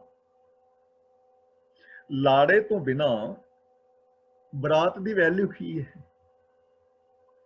ਇਸੇ ਤਰ੍ਹਾਂ ਜਿਵੇਂ ਸਾਰੇ ਵਿਆਹ ਦੇ ਅੰਦਰ ਬੱਚਾ ਔਰ ਬੱਚੀ ਮੇਨ ਨੇ, ਜੇ ਉਹ ਦੋਵੇਂ ਨਹੀਂ, ਬੇਟੀ ਨਹੀਂ ਜਾਂ ਬੇਟਾ ਨਹੀਂ, ਤੇ ਦੋਵੇਂ ਜੇ ਹੈ ਹੀ ਨਹੀਂ, ਜੇ ਬਰਾਤ ਲੈ ਕੇ ਆ ਜਾਣ, ਲਾੜਾ ਵੀ ਹੈ ਤੇ ਅੱਗੇ ਲਾੜੀ ਨਾ ਹੋਵੇ, ਤਾਂ ਇਹਦਾ ਮਤਲਬ ਵਿਆਹ ਦੇ ਅੰਦਰ ਬੱਚੀ ਔਰ ਬੱਚਾ ਮੇਨ ਨੇ ਨਾ, ਬਾਕੀ ਸਾਰੇ ਅਡੰਬਰ ਵਿਅਰਥ ਨੇ, ਉਹਨਾਂ ਦੀ ਕੋਈ ਵੈਲਿਊ ਨਹੀਂ ਹੈ। ਇਸੇ ਤਰ੍ਹਾਂ ਜ਼ਿੰਦਗੀ ਦੇ ਅੰਦਰ ਸੱਚ ਇਹ ਮੇਨ ਹੈ। ਜੇ ਜੀਵਨ ਦੇ ਅੰਦਰ ਸੱਚ ਨਹੀਂ ਤਾਂ ਬਾਕੀ ਤਾਂ ਐਵੇਂ ਹੈ ਜਿਵੇਂ ਕੋਈ ਬਰਾਤ ਲੈ ਕੇ ਬਿਨਾਂ ਲਾੜੇ ਤੋਂ ਚਲਾ ਜਾਏ। ਤੇ ਲੋਕ ਬਿਨਾਂ ਲਾੜੇ ਤੋਂ ਹੀ ਬਰਾਤ ਲਈ ਫਿਰਦੇ ਨੇ, ਸੱਚ ਹੈ ਨਹੀਂ, ਬਾਣੇ ਪਾਏ ਨੇ, ਪਹਿਨਾਵੇ ਪਹਿਨੇ ਨੇ, ਤੀਰਥਾਂ ਤੇ ਜਾ ਰਹੇ ਨੇ, ਵਰਤ ਰੱਖ ਰਹੇ ਨੇ, ਸਰਾਧ ਕਰ ਰਹੇ ਨੇ, ਵਿਖਾਵੇ ਦੀ ਪਾਠ ਪੂਜਾ, ਵਿਖਾਵੇ ਦੀਆਂ ਸਮਾਧੀਆਂ ਔਰ ਦੇ ਧਾਰਮਿਕ ਰਸਮਾਂ ਨਿਭਾ ਰਹੇ ਨੇ, ਲੇਕਿਨ ਸੱਚੀ ਜ਼ਿੰਦਗੀ ਨਹੀਂ ਹੈ। ਤਾਂ ਗੁਰੂ ਜੀ ਕਹਿੰਦੇ ਨੇ ਸੱਚ ਤੋਂ ਬਿਨਾਂ ਕੋਈ ਸੁੱਚਾ ਕਿਵੇਂ ਹੋ ਸਕਦਾ ਹੈ। ਸੂਚੇ ਇਹ ਨਾ ਆਖੀਏ ਬਹਿਨ ਦੇ ਪਿੰਡਾਂ ਧੋਏ, ਸੂਚੇ ਸਈ ਨਾਨਕਾ ਜਿਨ ਮਨ ਵਸਿਆ ਸੋਏ। ਅਗਲਾ ਬਚਨ ਕਰਦੇ ਨੇ, ਬਿਰਥਾ ਨਾਮ ਬਿਨਾ ਤਨ ਅੰਧ। ਅੰਧ ਦਾ ਮਤਲਬ ਅੰਨਾ ਅਗਿਆਨੀ, ਅੰਨੇ ਦਾ ਸਰੀਰ। ਤਨ ਅੰਧ, ਇੱਥੇ ਤਨ ਦੇ ਨੰਨੇ ਥੱਲੇ ਔਂਕੜ ਹੈ ਤੇ ਅੰਧ ਦਾ ਤੱਦਾ ਮੁਕਤਾ ਹੈ। ਅੰਨੇ ਦਾ ਤਨ, ਅੰਨੇ ਦਾ ਸਰੀਰ। ਨਾਮ ਤੋਂ ਬਿਨਾ ਅੰਨੇ ਦਾ ਯਾਨੀ ਸਾਕਤ ਦਾ, ਅਗਿਆਨੀ ਪੁਰਸ਼ ਦਾ ਸਰੀਰ ਕਿਸੇ ਕੰਮ ਦਾ ਨਹੀਂ। ਅੰਨੇ ਦਾ ਮਤਲਬ ਜੋ ਸੱਚ ਨਾਲੋਂ ਟੁੱਟਿਆ ਹੋਇਆ ਹੈ। ਹੁਣ ਅਸਲੀ ਅੰਨਾ ਕੌਣ ਹੈ? ਅਸਲੀ ਅੰਨਾ ਉਹ ਨਹੀਂ ਹੈ ਜਿਹਦੀਆਂ ਅੱਖਾਂ ਨਹੀਂ, ਉਹ ਤਾਂ ਬਾਜ਼ਾਰ ਮਜਬੂਰ ਹੈ, ਉਹਦੀਆਂ ਤੇ ਅੱਖਾਂ ਹੈ ਨਹੀਂ। ਪਰ ਬੇਨਤੀ ਕਰਾਂ, ਜਿਨ੍ਹਾਂ ਦੀਆਂ ਅੱਖਾਂ ਨਹੀਂ ਹਨ, ਉਹਨਾਂ ਨੇ ਬੜੇ ਵੱਡੇ ਵੱਡੇ ਕੰਮ ਕੀਤੇ ਨੇ। ਜੇ ਅਸੀਂ ਧਰਮ ਦੀ ਦੁਨੀਆ ਵਿੱਚ ਵੇਖੀਏ ਤੇ ਭਾਈ ਗੁਰਮੇਜ ਸਿੰਘ ਜੀ ਦਰਬਾਰ ਸਾਹਿਬ ਦੇ ਹਜ਼ੂਰੀ ਰਾਗੀ, ਦੇਖੋ ਅੱਖਾਂ ਨਹੀਂ ਹਨ ਪਰ ਉਹਨਾਂ ਨੇ ਸੈਂਕੜੇ ਲੋਕਾਂ ਨੂੰ ਕੀਰਤਨ ਸਿਖਾਇਆ। ਬੜਾ ਪਿਆਰਾ ਕੀਰਤਨ ਕਰਦੇ ਨੇ ਔਰ ਉਹਨਾਂ ਨੇ ਬ੍ਰੇਲ ਲਿਪੀ ਦੇ ਵਿੱਚ ਸ੍ਰੀ ਗੁਰੂ ਗ੍ਰੰਥ ਸਾਹਿਬ ਜੀ ਲਿਖਵਾ ਦਿੱਤੇ ਨੇ, ਜੋ ਅੰਨੇ ਬੰਦੇ ਵੀ ਪੜ੍ਹ ਸਕਣਗੇ। ਹੁਣ ਇੱਕ ਬੰਦਾ ਤਾਂ ਇਹਨੀ ਬਾਣੀ ਯਾਦ ਹੈ ਉਹਨੂੰ, ਇਹਨਾਂ ਵਧੀਆ ਕੀਰਤਨ ਕਰਨਾ, ਕਿੰਨੇ ਸਾਰੇ ਲੋਕਾਂ ਨੂੰ ਕੀਰਤਨ ਸਿਖਾਇਆ ਵੀ, ਬ੍ਰੇਲ ਲਿਪੀ ਦੇ ਵਿੱਚ ਗੁਰੂ ਗ੍ਰੰਥ ਸਾਹਿਬ ਜੀ ਲਿਖਣ ਦੀ ਸੇਵਾ ਕੀਤੀ। ਉਹ ਤੇ ਅੰਨੇ ਨੇ, ਇੰਨਾ ਵੱਡਾ ਕੰਮ ਕਰ ਗਏ ਤੇ ਸਾਡੀਆਂ ਦੋਵੇਂ ਅੱਖਾਂ ਨੇ ਸਾਨੂੰ 5 ਪੌੜੀਆਂ ਯਾਦ ਨਹੀਂ ਜਪਜੀ ਸਾਹਿਬ ਦੀਆਂ, ਤੇ ਅਸਲੀ ਅੰਨਾ ਕੌਣ ਹੋਇਆ? ਤਾਂ ਗੁਰੂ ਜੀ ਕਹਿੰਦੇ ਨੇ, ਅੰਧੇ ਇਹ ਨਾਖੀਆਂ ਜਿਨ ਮੁਖ ਲੋਇਣ ਨਾਹੇ, ਅੰਧੇ ਸਈ ਨਾਨਕਾ ਜੇ ਖਸਮੋਂ ਕੁੱਥੇ ਜਾਹੇ। ਅਸਲੀ ਅੰਨੇ ਉਹ ਨੇ ਜੋ ਅੱਖਾਂ ਹੁੰਦਿਆਂ ਹੋਇਆਂ ਵੀ ਸੱਚੇ ਰਾਹ ਤੇ ਨਹੀਂ ਤੁਰ ਰਹੇ, ਜੋ ਜ਼ਿੰਦਗੀ ਨੂੰ ਗਿਆਨ ਦੇ ਮਾਰਗ, ਗਿਆਨ ਮੁਤਾਬਕ ਜ਼ਿੰਦਗੀ ਨਹੀਂ ਜੀ ਰਹੇ। ਅੱਖਾਂ ਚੰਗੀਆਂ ਭਲੀਆਂ ਨੇ ਪਰ ਗੁੱਸੇ ਦੇ ਨਾਲ ਭਰੇ ਹੋਏ ਨੇ। ਅੱਖਾਂ ਚੰਗੀਆਂ ਭਲੀਆਂ ਨੇ ਲੇਕਿਨ ਧੀ ਭੈਣ ਨੂੰ ਮਾੜੀ ਨਜ਼ਰ ਨਾਲ ਤੱਕ ਰਹੇ ਨੇ। ਅੱਖਾਂ ਚੰਗੀਆਂ ਭਲੀਆਂ ਨੇ ਲੇਕਿਨ ਗੁਰਮਤ ਦੇ ਰਾਹਾਂ ਤੇ ਨਹੀਂ ਚੱਲ ਰਹੇ। ਤਾਂ ਅਸਲੀ ਅੰਨੇ ਉਹ ਨੇ ਜੋ ਸੱਚ ਦੇ ਨਾਲੋਂ ਟੁੱਟ ਗਏ ਨੇ। ਨਾਮ ਦਾ ਮਤਲਬ ਹੁਕਮ ਬਿਰਥਾ, ਨਾਮ ਬਿਨਾ ਤਨ ਅੰਧ। ਰੱਬੀ ਹੁਕਮ ਦੇ ਅੰਦਰ ਤੁਰਨ ਤੋਂ ਬਿਨਾ ਰੱਬ ਨਾਲੋਂ ਟੁੱਟੇ ਹੋਏ ਬੰਦੇ ਦਾ ਸਰੀਰ ਬੇਕਾਰ ਹੈ, ਵਿਅਰਥ ਹੈ, ਇਹਦਾ ਕੋਈ ਲਾਭ ਨਹੀਂ ਹੈ। ਮੁਖ ਆਵਤ ਤਾਕੈ ਦੁਰਗੰਧ, ਮੁਖ ਦੇ ਖੱਕੇ ਨਾਲ ਸਿਹਾਰੀ, ਜਿਹਦਾ ਮਤਲਬ ਮੂੰਹ ਵਿੱਚੋਂ, ਉਹਦੇ ਮੂੰਹ ਦੇ ਅੰਦਰੋਂ ਨਿੰਦਿਆ ਦੀ ਬਦਬੂ ਆਉਂਦੀ ਹੈ। ਹੁਣ ਦੇਖੋ ਮੂੰਹ ਦੇ ਅੰਦਰ ਤੇ ਲੋਕਾਂ ਨੇ ਛੋਟੀਆਂ ਲਾਚੀਆਂ ਖਾਧੀਆਂ ਹੁੰਦੀਆਂ ਨੇ, ਮਾਊਥ ਫਰੈਸ਼ਨਰ ਅੱਜ ਕੱਲ ਲੋਕ ਵਰਤ ਰਹੇ ਨੇ। ਵੈਸੇ ਤਾਂ ਮੂੰਹ ਚੋਂ ਸੁਗੰਧ ਆ ਰਹੀ ਹੈ, ਬੜਾ ਸੋਹਣਾ ਪਰਫਿਊਮ ਲੋਕਾਂ ਨੇ ਲਗਾਇਆ ਹੁੰਦਾ ਹੈ, ਮਾਊਥ ਫਰੈਸ਼ਨਰ ਵਰਤਦੇ ਨੇ, ਲੇਕਿਨ ਮਾਊਥ ਫਰੈਸ਼ਨਰ ਦੀ ਬੇਸ਼ੱਕ ਸੁਗੰਧ ਆ ਰਹੀ ਹੈ ਪਰ ਜਦੋਂ ਬੋਲਦੇ ਨੇ ਬਦਬੂ ਵਾਲੇ ਬੋਲ, ਨਿੰਦਾ, ਚੁਗਲੀ, ਈਰਖਾ, ਵੈਰ ਵਿਰੋਧ ਦੇ ਭਰੇ ਹੋਏ ਬੋਲ ਰਹੇ ਨੇ। ਬਦਬੂ ਆ ਰਹੀ ਹੈ ਮੂੰਹ ਚੋਂ, ਨਿੰਦਾ ਦੀ, ਚੁਗਲੀ ਦੀ, ਈਰਖਾ ਦੀ। ਸਾਫ਼ ਝਲਕ ਰਿਹਾ ਹੈ ਕਿ ਬੰਦਾ ਹੰਕਾਰੀ ਹੈ। ਹੰਕਾਰ ਦੀ ਬਦਬੂ ਆ ਰਹੀ ਹੈ ਬੋਲਾਂ ਚੋਂ, ਈਰਖਾ ਦੀ ਬਦਬੂ ਆ ਰਹੀ ਹੈ ਬੋਲਾਂ ਚੋਂ, ਮਨਮਤ ਦੀ ਬਦਬੂ ਆ ਰਹੀ ਹੈ ਬੋਲਾਂ ਦੇ ਵਿੱਚੋਂ। ਇਹ ਕੌਣ ਹੈ? ਜਿਹੜਾ ਸੱਚ ਦੇ ਨਾਲ ਟੁੱਟਿਆ ਹੋਇਆ ਹੈ। ਬਿਨ ਸਿਮਰਨ ਦਿਨ ਰੈਨ ਬ੍ਰਿਥਾ ਬਿਹਾਏ, ਇਹਨੂੰ ਬਿਰਥਾ ਨਹੀਂ ਪੜਨਾ, ਬ੍ਰਿਥਾ ਪੜਨਾ ਹੈ, ਕਿਉਂਕਿ ਬੱਬੇ ਦੇ ਪੈਰ ਥੱਲੇ ਅੱਧਾ ਰਾਰਾ ਹੈ। ਬਿਨ ਸਿਮਰਨ, ਸਿਮਰਨ ਦਾ ਮਤਲਬ ਹੈ ਯਾਦ, ਰੱਬੀ ਗੁਣਾਂ ਦੀ ਯਾਦ, ਰੱਬ ਦੇ ਹੁਕਮ ਦੀ ਯਾਦ ਤੋਂ ਬਿਨਾ ਦਿਨ ਵੀ ਤੇ ਰਾਤ ਵੀ ਬੇਕਾਰ ਹੀ ਬੀਤ ਜਾਂਦੇ ਨੇ। ਜੇ ਬੰਦੇ ਨੂੰ ਯਾਦ ਨਹੀਂ, ਯਾਦ ਵਿੱਚ ਗੁਣ ਨਹੀਂ ਹਨ, ਸੱਚ ਨਹੀਂ, ਦਇਆ ਨਹੀਂ, ਧਰਮ ਨਹੀਂ, ਨਿਰਭੈਤਾ ਨਹੀਂ, ਨਿਰਵੈਰਤਾ ਨਹੀਂ, ਰੱਬ ਦਾ ਹੁਕਮ, ਰੱਬ ਦਾ ਸਿਸਟਮ ਯਾਦ ਨਹੀਂ, ਸਿਸਟਮ ਨੂੰ ਬੰਦਾ ਤੋੜ ਰਿਹਾ ਹੈ, ਤਾਂ ਦਿਨ ਰਾਤ ਬੇਕਾਰ ਹੀ ਬੀਤ ਰਿਹਾ ਹੈ। ਇਸੇ ਦਿਨ ਰਾਤ ਦੇ ਅੰਦਰ ਜੇ ਬੰਦਾ ਸੱਚ ਬੋਲੇ, ਪਿਆਰ ਦੇ ਨਾਲ ਰਹੇ, ਨਿਮਰਤਾ ਦੇ ਨਾਲ ਰਹੇ, ਇਹਨਾਂ ਚੀਜ਼ਾਂ ਨੂੰ ਯਾਦ ਰੱਖੇ, ਤਾਂ ਦਿਨ ਰਾਤ ਸੌਖਾ ਹੋ ਸਕਦਾ ਹੈ, ਸਫਲਾ ਹੋ ਸਕਦਾ ਹੈ। ਲੇਕਿਨ ਗੁਰੂ ਪਾਤਸ਼ਾਹ ਜੀ ਕਹਿੰਦੇ ਨੇ, ਸੱਚ ਨਾਲੋਂ ਜਿਹੜਾ ਬੰਦਾ ਟੁੱਟਿਆ ਹੈ, ਰੱਬ ਦੀ ਯਾਦ ਤੋਂ ਬਿਨਾ, ਰੱਬੀ ਗੁਣਾਂ ਨੂੰ ਆਪਣੇ ਮਨ ਵਿੱਚ ਵਸਾਉਣ ਤੋਂ ਬਿਨਾ, ਇਹ ਦਿਨ ਵੀ ਤੇ ਰਾਤ ਵੀ ਬੇਕਾਰ ਜਾ ਰਿਹਾ ਹੈ, ਵਿਅਰਥ ਗਵਾ ਰਿਹਾ ਹੈ। ਇਹਦਾ ਅਸੀਂ ਲਾਭ ਲੈ ਸਕਦੇ ਸੀ, ਹਰ ਇਨਸਾਨ ਲੈ ਸਕਦਾ ਸੀ, ਹਰ ਪਲ ਨੂੰ ਸੁਖਦਾਈ ਬਣਾ ਸਕਦਾ ਸੀ, ਪਰ ਇਹਨੇ ਲਾਭ ਲਿਆ ਨਹੀਂ, ਕਿਉਂਕਿ ਸੱਚ ਨੂੰ, ਸ਼ੁਭ ਗੁਣਾਂ ਨੂੰ ਇਹਨੇ ਯਾਦ ਨਹੀਂ ਰੱਖਿਆ। ਮੇਘ ਬਿਨਾ ਜੋ ਖੇਤੀ ਜਾਏ, ਦਿਨ ਰਾਤ ਕਿਵੇਂ ਖਾਲੀ ਜਾ ਰਿਹਾ, ਜਿਵੇਂ ਬੱਦਲ ਤੋਂ ਬਿਨਾ ਖੇਤੀ ਚਲੀ ਜਾਂਦੀ ਹੈ। ਬੱਦਲ ਦੇ ਨਾ ਪੈ, ਮੀਂਹ ਨਾ ਪੈ ਤਾਂ ਫਸਲਾਂ ਸੁੱਕ ਜਾਂਦੀਆਂ ਨੇ, ਫਸਲਾਂ ਵਿੱਚ ਦਾਣੇ ਨਹੀਂ ਪੈਂਦੇ, ਫਸਲਾਂ ਪ੍ਰਫੁੱਲਤ ਨਹੀਂ ਹੁੰਦੀਆਂ। ਜਲ ਬਿਨ ਸ਼ਾਖ ਕੁਮਲਾਵਤੀ, ਪਾਣੀ ਤੋਂ ਬਿਨਾ ਫਸਲਾਂ ਸੁੱਕ ਜਾਂਦੀਆਂ ਨੇ, ਗਮਲੇ ਬਾਗ ਸੁੱਕ ਜਾਂਦੇ ਨੇ, ਬਗੀਚੇ ਸੁੱਕ ਜਾਂਦੇ ਨੇ, ਪਾਰਕ ਸੁੱਕ ਜਾਂਦੇ ਨੇ, ਵਨਸਪਤੀ ਸੁੱਕ ਜਾਂਦੀ ਹੈ। ਇਸੇ ਤਰ੍ਹਾਂ ਸੱਚ ਤੋਂ ਬਿਨਾ, ਗੁਣਾਂ ਤੋਂ ਬਿਨਾ ਸਾਡਾ ਹਿਰਦਾ ਮੁਰਝਾ ਜਾਂਦਾ ਹੈ, ਬੰਦਾ ਡਿਪਰੈਸ਼ਨ ਦਾ ਸ਼ਿਕਾਰ ਹੋ ਜਾਂਦਾ ਹੈ, ਨਿਊਰਸਥੀਨੀਆ ਦਾ ਸ਼ਿਕਾਰ ਹੋ ਜਾਂਦਾ ਹੈ, ਇਹਦੀਆਂ ਖੁਸ਼ੀਆਂ ਖਤਮ ਹੋ ਜਾਂਦੀਆਂ ਨੇ। ਇਹਦੇ ਅੰਦਰੋਂ ਸਤ, ਸੰਤੋਖ, ਦਇਆ, ਧਰਮ, ਧੀਰਜ, ਗਿਆਨ, ਵੈਰਾਗ, ਨਿਮਾਨਤਾ, ਸੇਵਾ, ਸਿਮਰਨ, ਪ੍ਰੇਮ, ਕੁਰਬਾਨੀ ਦੇ ਜਜ਼ਬੇ ਹੀ ਖਤਮ ਹੋ ਜਾਂਦੇ ਨੇ। ਇਹਦੇ ਅੰਦਰੋਂ ਖੁਸ਼ੀਆਂ ਮਿਲਵਰਤਨ ਦੀ ਭਾਵਨਾ ਹੀ ਖਤਮ ਹੋ ਜਾਂਦੀ ਹੈ। ਇਹਦੇ ਅੰਦਰ ਇਨਸਾਨੀਅਤ ਰਹਿੰਦੀ ਹੀ ਨਹੀਂ, ਵਿਗਾਸਤਾ ਰਹਿੰਦੀ ਹੀ ਨਹੀਂ। ਜਿਵੇਂ ਬੱਦਲਾਂ ਤੋਂ ਬਿਨਾਂ ਖੇਤੀ ਮੁਰਝਾ ਜਾਂਦੀ ਹੈ, ਐਵੇਂ ਸ਼ੁਭ ਗੁਣਾਂ ਤੋਂ ਬਿਨਾਂ ਮਨੁੱਖ ਦਾ ਮਨ ਵੀ ਮੁਰਝਾ ਜਾਂਦਾ। ਗੋਬਿੰਦ ਭਜਨ ਬਿਨ ਬ੍ਰਿਥੇ ਸਭ ਕਾਮ। ਭਜਨ ਦਾ ਮਤਲਬ ਰੱਬ ਦੇ ਗੁਣ ਗਾਣੇ। ਰੱਬ ਦੇ ਗੁਣਾਂ ਤੋਂ ਬਿਨਾਂ ਸਾਰੇ ਕੰਮ ਹੀ ਵਿਅਰਥ ਨੇ। ਸਾਰੇ ਕੰਮ, ਚਾਹੇ ਉਹ ਵਰਤ ਨੇ, ਨਰਾਤੇ ਸਰਾਧ ਨੇ, ਚਾਹੇ ਉਹ ਤੀਰਥ ਇਸ਼ਨਾਨ ਨੇ, ਬੇਕਾਰ ਨੇ ਕੰਮ। ਇਹਨਾਂ ਕੰਮਾਂ ਦੇ ਨਾਲ ਅੱਜ ਤੱਕ ਕਿਸੇ ਨੂੰ ਕੀ ਮਿਲਿਆ? ਕੀ ਇਨਸਾਨੀਅਤ ਪੈਦਾ ਹੋਈ ਹੈ? ਕੀ ਸੁੱਖ ਆਇਆ? ਕੀ ਸ਼ਾਂਤੀ ਆਈ ਹੈ? ਕੀ ਜੀਵਨ ਦੇ ਅੰਦਰ ਵਿਗਾਸਤਾ ਆਈ ਹੈ? ਕੀ ਇਹ ਕੰਮ ਕਰ ਕਰਕੇ ਸਾਡੀ ਬੋਲੀ ਮਿੱਠੀ ਹੋ ਗਈ ਹੈ? ਕਿ ਸਾਡੇ ਅੰਦਰ ਨਿਮਰਤਾ ਆ ਗਈ? ਕੋਈ ਛੇੜ ਕੇ ਤਾਂ ਦੇਖੇ। ਤੇ ਜੇ ਗੋਬਿੰਦ ਦਾ ਭਜਨ ਹੁੰਦਾ, ਰੱਬ ਦੇ ਗੁਣ ਅੰਦਰ ਹੁੰਦੇ, ਤਾਂ ਜੀਵਨ ਨੇ ਸਫਲ ਹੋਣਾ ਸੀ। ਪਹਿਲੀ ਗੱਲ ਇਹ ਕਿ ਜਿੰਨੀਆਂ ਵੀ ਮਿੱਠੀਆਂ ਹੋਈਆਂ ਧਾਰਮਿਕ ਰਸਮਾਂ ਨੇ, ਮਿੱਠੀਆਂ ਹੋਈਆਂ, ਸੱਚ ਤੋਂ ਬਿਨਾਂ, ਰੱਬੀ ਗੁਣਾਂ ਤੋਂ ਬਿਨਾਂ ਬੇਕਾਰ ਔਰ ਵਿਅਰਥ ਨੇ। ਦੂਜੀ ਗੱਲ, ਜੋ ਅਸੀਂ ਜ਼ਿੰਦਗੀ ਦੇ ਅੰਦਰ ਕੰਮ ਕਰਦੇ ਹਾਂ, ਚਾਹੇ ਉਹ ਦੁਕਾਨ ਹੈ, ਖੇਤੀ ਹੈ, ਵਪਾਰ ਹੈ, ਜੇ ਜੀਵਨ ਵਿੱਚ ਸੱਚ ਨਹੀਂ, ਜੇ ਜੀਵਨ ਵਿੱਚ ਗੁਣ ਨਹੀਂ, ਤਾਂ ਇਹ ਜਿਹੜੇ ਕੰਮ ਨੇ ਸਾਡੀ ਜ਼ਿੰਦਗੀ ਵਿੱਚ ਖੁਸ਼ੀ ਨਹੀਂ ਪੈਦਾ ਕਰਨਗੇ। ਕਿਉਂਕਿ ਕੰਮ ਤੇ ਕਰਨੇ ਸਨ ਖੁਸ਼ੀ ਵਾਸਤੇ, ਸੁੱਖ ਵਾਸਤੇ। ਪਰ ਜੇ ਗੁਣ ਨਹੀਂ, ਜੇ ਰਜਾ ਮੁਤਾਬਕ ਨਹੀਂ ਚੱਲਦੇ, ਤਾਂ ਕਾਰਜ ਵੀ ਬੇਕਾਰ ਹੋ ਜਾਣਗੇ। ਤਾਂ ਘਰ ਤਾਂ ਬਹੁਤ ਵੱਡਾ ਬਣਾ ਲਿਆ, ਲੇਕਿਨ ਘਰ ਦੇ ਅੰਦਰ ਪਿਆਰ ਮੁਹੱਬਤ ਨਹੀਂ, ਤਾਂ ਬੰਦੇ ਦੀ ਜ਼ਿੰਦਗੀ ਬੇਕਾਰ ਹੋ ਗਈ ਨਾ। ਇਸ ਲਈ ਜ਼ਰੂਰਤ ਹੈ ਰੱਬੀ ਗੁਣਾਂ ਦੀ। ਜਿੱਥੇ ਸੱਚ ਹੈ, ਉਹ ਹਰ ਕੰਮ ਹੀ ਸਫਲ ਹੈ, ਤੇ ਜਿਹੜਾ ਬੇਸ ਸੱਚ ਨਹੀਂ, ਉਹ ਹਰ ਕੰਮ ਦੁਖਦਾਈ ਹੋਏਗਾ। ਜਿਉ ਕਿਰਪਨ ਕੇ ਨਿਰਾਰਥ ਦਾਮ। ਰੱਬੀ ਗੁਣਾਂ ਤੋਂ ਬਿਨਾਂ ਸਾਰੇ ਕੰਮ ਬੇਕਾਰ ਕਿਵੇਂ ਨੇ? ਮਿਸਾਲ ਦੇ ਰਹੇ ਨੇ, ਜਿਉ ਕਿਰਪਨ ਕੇ ਨਿਰਾਰਥ ਦਾਮ। ਨਿਰਾਰਥ ਦਾ ਮਤਲਬ ਵਿਅਰਥ, ਦਾਮ ਦਾ ਮਤਲਬ ਦੰਬੜੇ ਪੈਸੇ, ਕਿਰਪਨ ਦਾ ਮਤਲਬ ਕੰਜੂਸ। ਜਿਵੇਂ ਕੰਜੂਸ ਦਾ ਧਨ ਉਹਦੇ ਆਪਣੇ ਕਿਸੇ ਕੰਮ ਨਹੀਂ ਆਉਂਦਾ, ਸਾਂਭ ਸਾਂਭੀ ਮਰ ਜਾਂਦਾ। ਇਹਦਾ ਮਤਲਬ ਇਹ ਨਹੀਂ ਕਿ ਉਹ ਧਨ ਨਾ ਸਾਂਭੇ ਜਾਂ ਧਨ ਨੂੰ ਗਵਾ ਦੇਵੇ। ਦੋ ਗੱਲਾਂ ਹੁੰਦੀਆਂ ਨੇ, ਇੱਕ ਹੁੰਦੀ ਹੈ ਫਜ਼ੂਲ ਖਰਚੀ। ਫਜ਼ੂਲ ਖਰਚੀ ਤੋਂ ਬੰਦੇ ਨੂੰ ਬਚਣਾ ਚਾਹੀਦਾ ਹੈ। ਆਪਣੇ ਬਜਟ ਮੁਤਾਬਕ ਜ਼ਿੰਦਗੀ ਜੀਣੀ ਚਾਹੀਦੀ ਹੈ। ਜੇ 1000 ਰੁਪਏ ਸਾਡੀ ਇਨਕਮ ਹੈ, ਤਾਂ ਉਹਦੇ ਚੋਂ ਘੱਟ ਤੋਂ ਘੱਟ 10% ਤੁਹਾਨੂੰ ਸੇਵ ਕਰਨਾ ਚਾਹੀਦਾ ਹੈ ਇੰਡੀਅਨ ਜ਼ਿੰਦਗੀ ਮੁਤਾਬਕ, ਕਿਉਂਕਿ ਉਹ ਤੁਹਾਡੇ ਕੰਮ ਆਏਗਾ। ਬਾਕੀ 90% ਦੇ ਨਾਲ ਤੁਸੀਂ ਆਪਣੀ ਜ਼ਿੰਦਗੀ ਨੂੰ ਜੀਵੋ।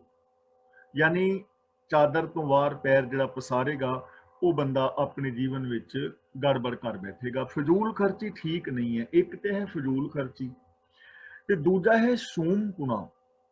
ਸੂਮ-ਪੁਣਾ ਉਹਨੂੰ ਕਹਿੰਦੇ ਨੇ ਕਿ ਪੈਸਾ ਵੀ ਹੈ, ਖਰਚ ਕਰ ਸਕਦਾ ਹਾਂ, ਤੇ ਲੋੜ ਵੀ ਹੈ, ਪਰ ਮੈਂ ਉਸ ਲੋੜ ਵਾਸਤੇ ਵੀ ਖਰਚ ਨਹੀਂ ਕਰ ਰਿਹਾ। ਮੈਂ ਰੋਟੀ ਦੇ ਨਾਲ ਸਬਜ਼ੀ ਮੰਗਾ ਕੇ ਖਾ ਸਕਦਾ, ਪੈਸਾ ਹੈ ਮੇਰੇ ਕੋਲ ਵਾਧੂ, ਪਰ ਮੈਂ ਸੁੱਕੀ ਰੋਟੀ ਖਾ ਰਿਹਾ, ਬਿਨਾਂ ਸਬਜ਼ੀ ਤੋਂ ਖਾ ਰਿਹਾ।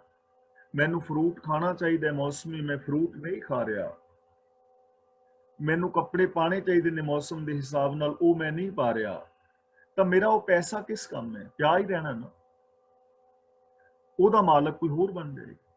ਤਾਂ ਜ਼ਰੂਰਤ ਇਹ ਹੈ ਕਿ ਬੰਦਾ ਜੋ ਪੈਸਾ ਕਮਾਉਂਦਾ ਹੈ, ਉਹਨੂੰ ਠੀਕ ਢੰਗ ਦੇ ਨਾਲ ਵਰਤੇ।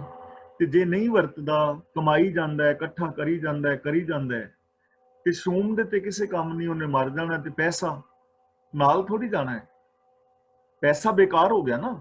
ਤਾਂ ਇਸੇ ਤਰ੍ਹਾਂ ਬੰਦਾ ਕਰਮ ਕਰੀ ਜਾਏ ਧਾਰਮਿਕ ਮਿੱਠੇ ਹੋਏ ਕਰਮ ਕਾਂਡ, ਪਰ ਸੱਚ ਦੇ ਨਾਲ ਨਾ ਜੁੜੇ, ਤਾਂ ਉਹ ਕਰਮ ਬੇਕਾਰ ਵਿਅਰਥ ਨੇ। ਉਹਨਾਂ ਕੰਮਾਂ ਦਾ ਕੋਈ ਲਾਭ ਨਹੀਂ ਹੋਣਾ। ਸੱਚ ਦੇ ਨਾਲ, ਦਇਆ ਦੇ ਨਾਲ, ਪਿਆਰ ਦੇ ਨਾਲ ਇਹਨਾਂ ਕੰਮਾਂ ਕਰਕੇ ਜ਼ਿੰਦਗੀ ਦੇ ਅੰਦਰ ਸੁੱਖ ਔਰ ਸ਼ਾਂਤੀ ਆਉਣੀ। ਧਨ ਧਨ ਤੇ ਜਨ ਜੇ ਘਟ ਬਸਿਓ ਹਰਨਾਉ। ਗੁਰੂ ਜੀ ਕਹਿੰਦੇ ਨੇ, ਉਹ ਲੋਕ ਧਨਤਾ ਯੋਗ ਨੇ ਜਿਨ੍ਹਾਂ ਦੇ ਹਿਰਦੇ ਵਿੱਚ ਪ੍ਰਭੂ ਦਾ ਨਾਮ, ਯਾਨੀ ਪ੍ਰਭੂ ਦੀ ਸਲਾਹ, ਰੱਬ ਦਾ ਹੁਕਮ ਜਿਨ੍ਹਾਂ ਦੇ ਹਿਰਦੇ ਵਿੱਚ ਵਸਦਾ ਹੈ। ਯਾਨੀ ਜੋ ਰੱਬੀ ਹੁਕਮ ਦੇ ਨਾਲ ਪਿਆਰ ਕਰਦੇ ਨੇ, ਹੁਕਮ ਰਜ਼ਾਈ ਚੱਲਣਾ। ਜੋ ਰੱਬ ਦੀ ਰਜ਼ਾ ਦੇ ਮੁਤਾਬਕ ਚੱਲਦੇ ਹਨ, ਜੋ ਸ੍ਰੀ ਗੁਰੂ ਗ੍ਰੰਥ ਸਾਹਿਬ ਜੀ ਦੇ ਦਿੱਤੇ ਹੋਏ ਵੇ ਆਫ ਲਾਈਫ ਨੂੰ ਅਪਣਾ ਲੈਂਦੇ ਨੇ, ਜੋ ਰੱਬੀ ਗੁਣਾਂ ਦੇ ਧਾਰਨੀ ਨੇ, ਜਿਨ੍ਹਾਂ ਦੇ ਹਿਰਦੇ ਵਿੱਚ ਮੈਂਟੈਲਿਟੀ ਦੇ ਅੰਦਰ ਰੱਬ ਦੇ ਗੁਣ ਵਸ ਗਏ ਨੇ, ਉਹ ਲੋਕ ਧਨ ਨੇ। ਜਿਹੜੇ ਅੱਖਾਂ ਨਾਲ ਸਭ ਦੇ ਅੰਦਰ ਰੱਬ ਦੀ ਜੋਤ ਵੇਖਦੇ ਨੇ, ਕੰਨਾਂ ਨਾਲ ਸੱਚ ਸੁਣਦੇ ਨੇ, ਜ਼ਬਾਨ ਨਾਲ ਸੱਚੇ ਮਿੱਠੇ ਪਿਆਰੇ ਬੋਲ ਬੋਲਦੇ ਨੇ, ਹੱਥਾਂ ਦੇ ਨਾਲ ਇਮਾਨਦਾਰੀ ਨਾਲ ਰਸਾਂ ਨਵਾਂ ਦੀ ਸੱਚੀ ਸੁੱਚੀ ਕਿਰਤ ਔਰ ਸਹਿਯੋਗ ਕਰਦੇ ਨੇ, ਪੈਰਾਂ ਨਾਲ ਸਿੱਧੇ ਰਾਹਾਂ ਤੇ ਤੁਰਦੇ ਨੇ, ਮਨ ਕਰਕੇ ਸੱਚ ਸੋਚਦੇ ਨੇ, ਉਹ ਇਨਸਾਨ ਧਨਤਾ ਦੇ ਯੋਗ ਨੇ। ਗੁਰੂ ਜੀ ਕਹਿੰਦੇ ਨੇ, ਨਾਨਕ ਤਾਕੈ ਬਲ ਬਲ ਜਾਉ, ਇਹਨੂੰ ਜਾਓ ਨਹੀਂ ਪੜ੍ਹਨਾ, ਜਾਉ ਫਸਟ ਪਰਸਨ ਦੀ ਗੱਲ ਹੈ। ਗੁਰੂ ਜੀ ਕਹਿੰਦੇ ਨੇ ਕਿ ਮੈਂ ਉਹਨਾਂ ਗੁਰਮੁਖਾਂ ਤੋਂ ਸਦਕੇ ਜਾਂਦਾ ਹਾਂ, ਬਲਿਹਾਰ ਜਾਂਦਾ ਹਾਂ, ਵਾਰਨੇ ਸਦਕੇ ਕੋਲ ਘੁਮਾਈ ਹੁੰਨਾ ਉਹਨਾਂ ਤੋਂ, ਜਿਨ੍ਹਾਂ ਦੀ ਮੈਂਟੈਲਿਟੀ ਮਾਨਸਿਕਤਾ ਦੇ ਅੰਦਰ ਰੱਬ ਦਾ ਹੁਕਮ, ਰੱਬ ਦੇ ਗੁਣ ਵਸ ਗਏ ਨੇ, ਉਹ ਸਤਿਕਾਰਯੋਗ ਨੇ, ਉਹਨਾਂ ਨੂੰ ਦੁਨੀਆ ਵਿੱਚ ਮਾਣ ਮਿਲਦਾ ਹੈ, ਉਹ ਧਨਤਾ ਯੋਗ ਨੇ, ਕਿਉਂਕਿ ਉਹ ਆਪ ਵੀ ਸੁਖੀ ਨੇ ਔਰ ਇਸ ਸੰਸਾਰ ਔਰ ਸਮਾਜ ਨੂੰ ਵੀ ਉਹ ਸੁਖੀ ਕਰਨ ਦਾ, ਖੁਸ਼ਹਾਲ ਬਣਾਉਣ ਦਾ ਯਤਨ ਕਰਦੇ ਨੇ। ਹੁਣ ਅਗਲਾ ਬਚਨ ਕਰਦੇ ਨੇ, ਮਨੁੱਖ ਦੀ ਹੋਰ ਪ੍ਰੋਬਲਮ ਕੀ ਹੈ? ਰਹਿਤ ਅਵਰ ਕਛ ਔਰ ਕਮਾਵਤ।